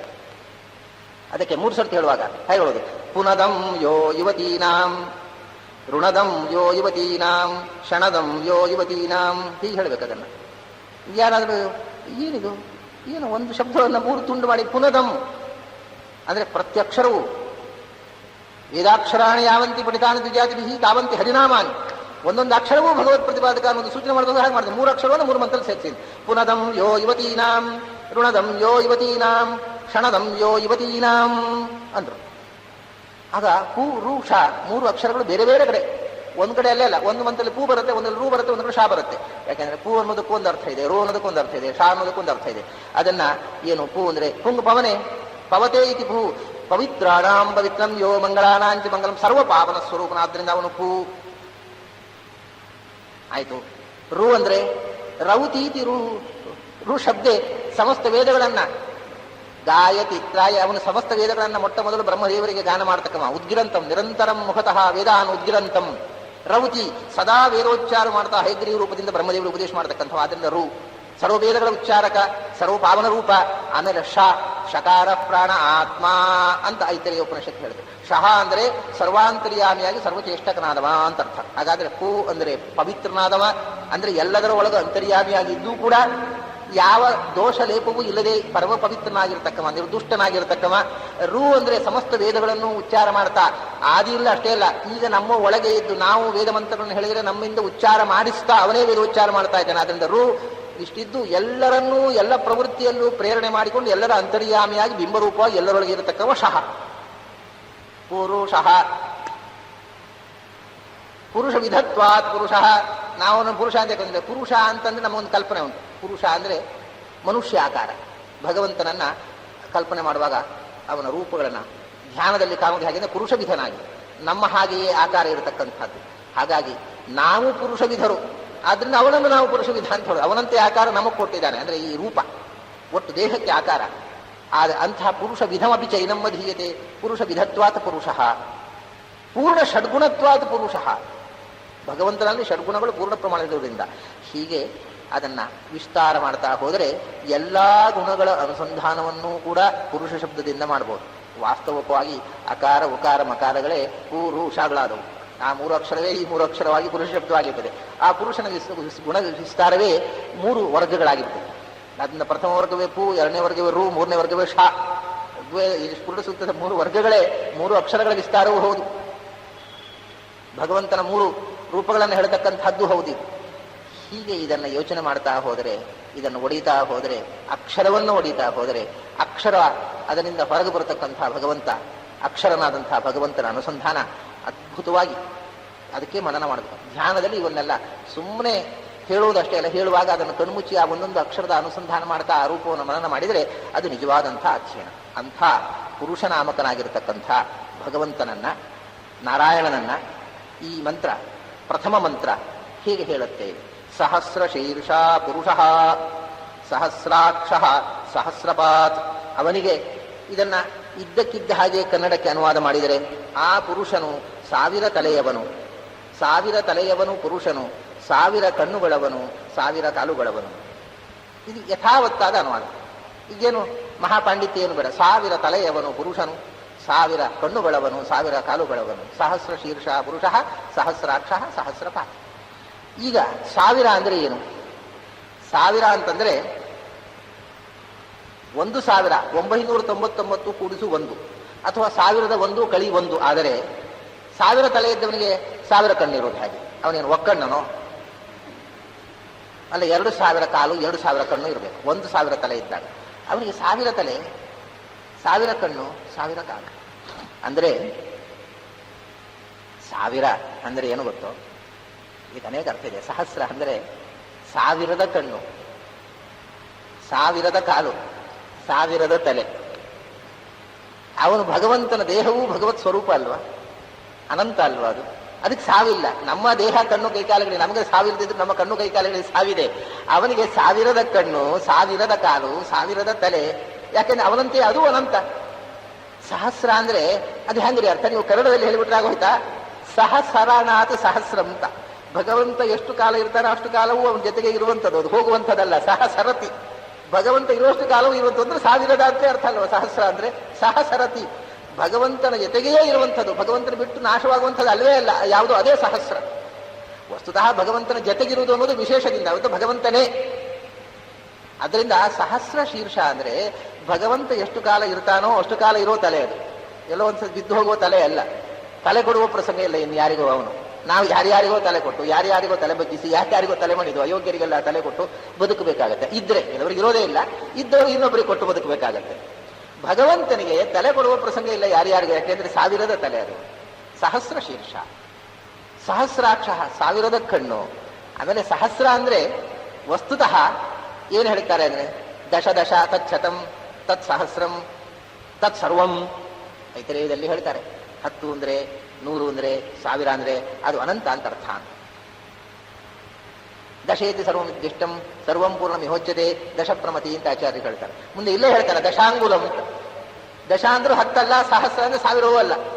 ದಶ ಅಂದ್ರೆ ದಶೇತಿ ಸರ್ವೋದ್ದಿಷ್ಟಂ. ಹಾಗೆ ದಶಂ ಶತಂ ಶತಂ ದಶ ಸಹಸ್ರಂಚ ಸರ್ವಂ ಅಕ್ಷಯ್ಯ ವಾಚಕಂ ಭಾರತ.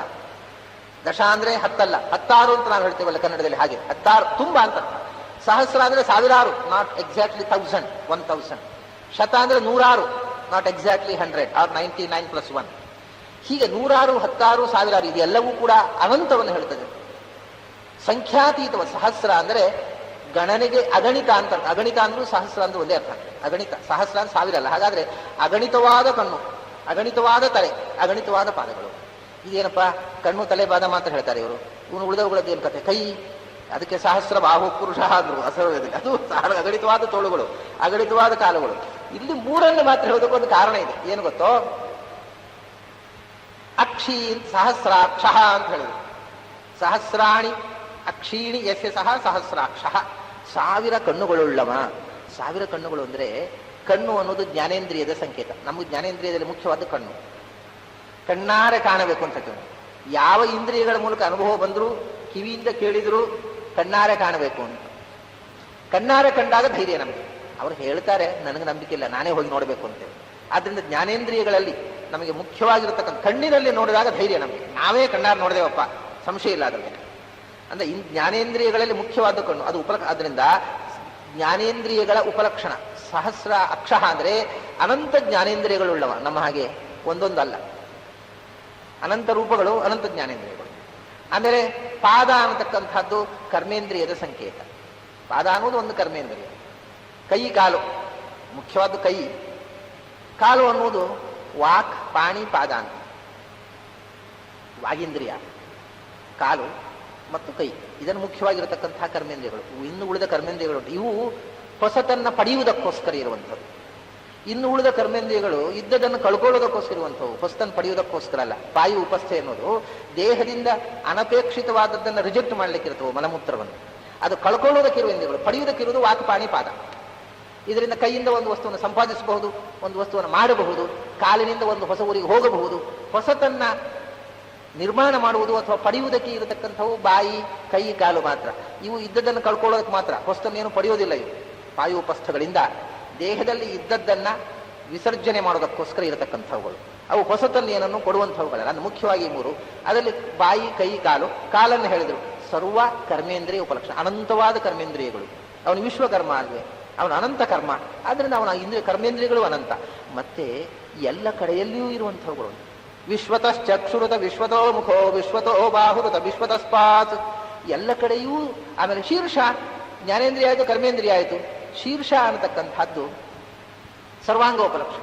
ಇಂದ್ರಿಯಗಳಲ್ಲದೆ ಏನೇನು ಅಂಗಗಳಿವೆ ನಿಮ್ಮ ಕಾಲು, ಹೊಟ್ಟೆ, ತಲೆ ಎಲ್ಲವೂ ಅನಂತ ಬಾಹು ಉದರ ವಕ್ತ್ರ, ಅಲ್ಲಿ ಉದರ ವಕ್ತ್ರ ನೇತ್ರ ಎಲ್ಲ ಹೇಳಿದ್ರೆ ಅಲ್ಲಿ ಅನಂತ ಬಾಹೂದರ ಅದೆಲ್ಲ ಬಾಹು ಅನ್ನೋದು ಶೀರ್ಷ ಅನ್ನೋದು ಉದರಾದಿ ಸಮಸ್ತಾಂಗ ಉಪಲಕ್ಷಣ. ಹೀಗೆ ಶೀರ್ಷ ಅನ್ನೋದು ಪ್ರಧಾನ ಅಲ್ವಾ, ಅದಕ್ಕೆ ಹೆಸರೇ ಉತ್ತಮಾಂಗ ಅಂತ.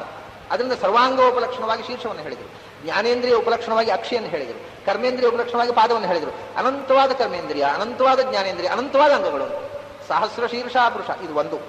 ಎರಡನೇದ್ದು ಇನ್ನೊಂದು ವಿಷಯ ಇದೆ, ಏನು ಅಂದರೆ ಕಣ್ಣು ಅನ್ನೋದರ ಮೂಲಕ ಜ್ಞಾನದ ಸಂಕೇತದ್ದು. ಸಹಸ್ರಾಕ್ಷ ಅನ್ನುವುದರಿಂದ ಸರ್ವಜ್ಞತ್ವವನ್ನು ಹೇಳಿದರು.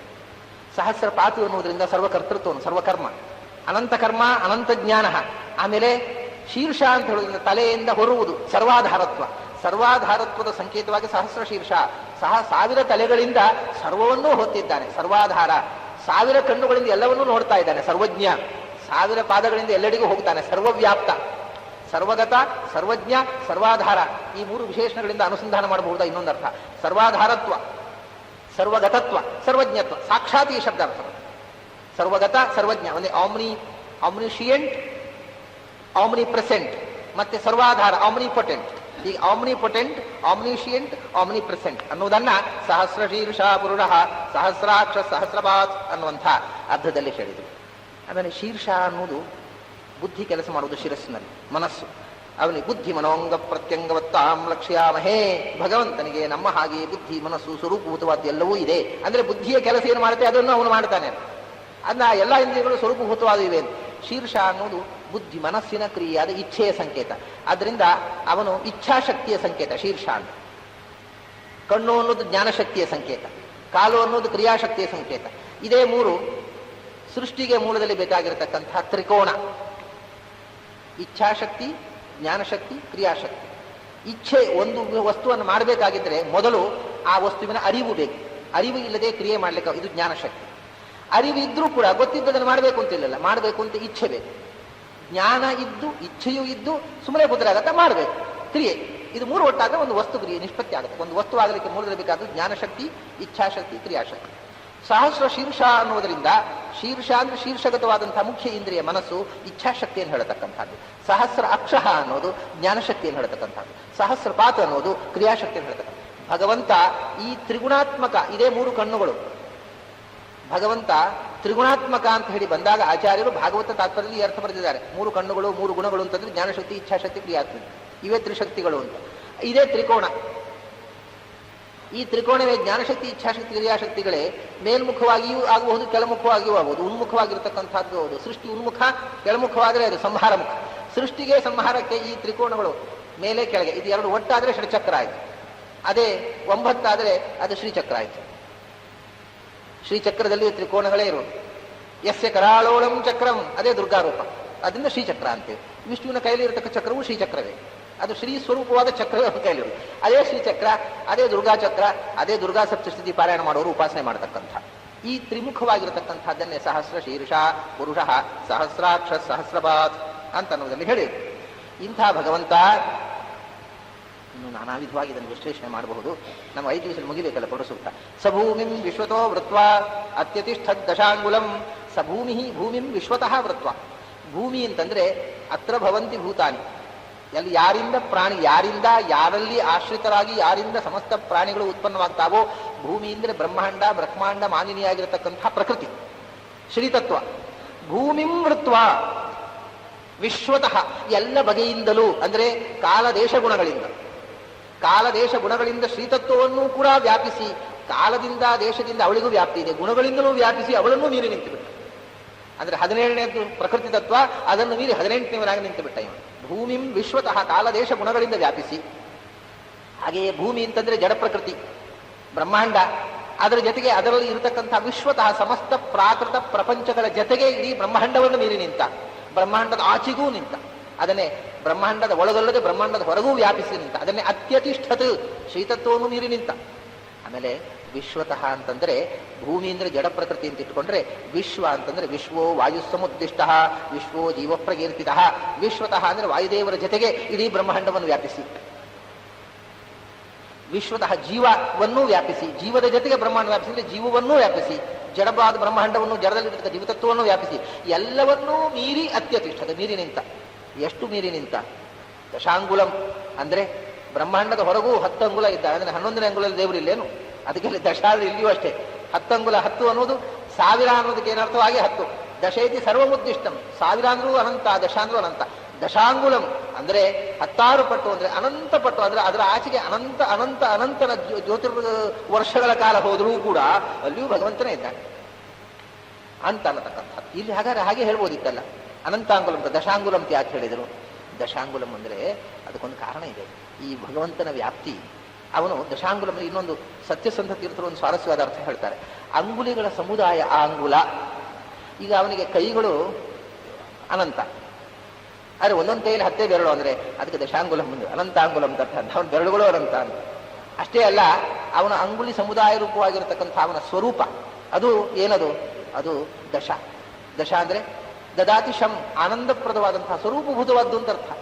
ಆನಂದಪ್ರದವಾದ ಆನಂದಮಯವಾಗಿರತಕ್ಕಂತಹ ಸ್ವರೂಪ ಅವನ ಅಂಗುಲಿಗಳು. ಕೈಯಲ್ಲಿರತಕ್ಕಂತಹ ಬೆರಳಲ್ಲಿರತಕ್ಕ ಉಗುರು ಪ್ರತಿಯೊಂದು ಆನಂದಮಯ ಹೊರತು ನಮ್ಮ ನಿಮ್ಮನ್ನು ಹಾಗೆ ಪಂಚಭೂತದಿಂದ ನಿರ್ಮಿತವಾದ್ದಲ್ಲ. ದಶ ಅಂತ ಅನ್ನೋದಕ್ಕೆ 10 ಅಂತಲೂ ಒಂದು ಅರ್ಥ ಇದೆ. ಅದನ್ನು ಇಟ್ಟುಕೊಂಡು ಹೇಳಿದ್ದಾರೆ. ಯಾಕೆಂದ್ರೆ ಇದು ಪ್ರಾಚೀನ ಒಂದು ಮಾತು ಹೇಳ್ತಾರೆ, ಭಗವಂತನಿಗೆ ಅಣುತ್ವೇನ ಮಹತ್ವೇನ ದ್ವಿಧಾ ವಿಷ್ಣು ಪ್ರಕೀರ್ತಿತ ತತ್ರ ವಿಷ್ಣುವರ ಮಹತ್ವಂತು ಪೌರುಷೇ ಸೂಕ್ತ ಇರಿತಂ. ವಿಷ್ಣುವಿನ ಮಹತ್ವ ಬ್ರಹ್ಮಾಂಡದ ಒಳಗೂ ಹೊರಗೂ ವ್ಯಾಪ್ತವಾಗಿರ್ತಕ್ಕ ಅಂತರ್ಬಹಿಶ್ಚ ತತ್ ಸರ್ವಂ ವ್ಯಾಪ್ಯ ನಾರಾಯಣ ಸ್ಥಿತ. ಇದರದ್ದೇ ಸಂವಾದ ನೋಡಿ. ಅದನ್ನೇ ಸಹಸ್ರ ಶೀರ್ಷಂ ದೇವಂ ವಿಶ್ವಾಕ್ಷಂ ವಿಶ್ವಶಂಭುವಂ ವಿಶ್ವಂ ನಾರಾಯಣಂ ದೇವಂ. ಅಲ್ಲಿ ಸಹಸ್ರೀರ್ಷ ಯಾರು ಅಂದ್ರೆ ಅಲ್ಲಿ ಹೇಳಿಬಿಟ್ರು ವಿಶ್ವಂ ನಾರಾಯಣಂ ದೇವಂ ಅಕ್ಷರಂ ಬ್ರಹ್ಮಂ. ಸಹಸ್ರ ಶೀರ್ಷ ಯಾರು ಅಂದ್ರೆ ವಿಶ್ವಂ ನಾರಾಯಣಂ ಅಂತ ಅಲ್ಲಿ ಹೇಳಿಬಿಟ್ರು. ಅಂಥ ತತ್ವ ದಶಾಂಗುಲಂ ಅಂತಂದ್ರೆ ಅದನ್ನ ಏನು ಮಾಡಬೇಕು? ಅದನ್ನ ಹೃದಯ ಕಮಲದಲ್ಲಿ ತಸ್ಯ ಮಧ್ಯೆ ವಕ್ನಿಶಿಖ ಅಣಿಯೋರ್ಧ್ವ ವ್ಯವಸ್ಥಿತ ನಿವಾರ ಶುಕವತ್ತನ್ನಿ ಪೀತಾಭಾಸ್ವತ್ಯನೂಪಮ.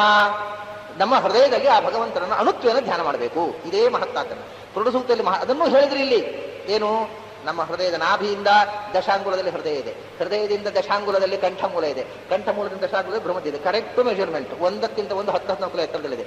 ಇಲ್ಲಿಂದ ದಶಾಂಗುಲ ಮೇಲಕ್ಕೆ ಇದಿದೆ, ಸಹಸ್ರಾರ ಇದೆ. ನಾಭಿಯಿಂದ 10 ಅಂಗುಲ ಮೇಲೆ ಹೃದಯ ಕಮಲದಲ್ಲಿ ಮಧ್ಯ ಭಗವಂತ ಇದ್ದಾನೆ. ಅತ್ಯತಿಷ್ಠತ್, ನಾಭಿಯಿಂದ ಅತ್ಯತಿಷ್ಠತ್, ಹೃದಯ ಕಮಲದಲ್ಲಿ ಭಗವಂತ ಇದ್ದಾನೆ.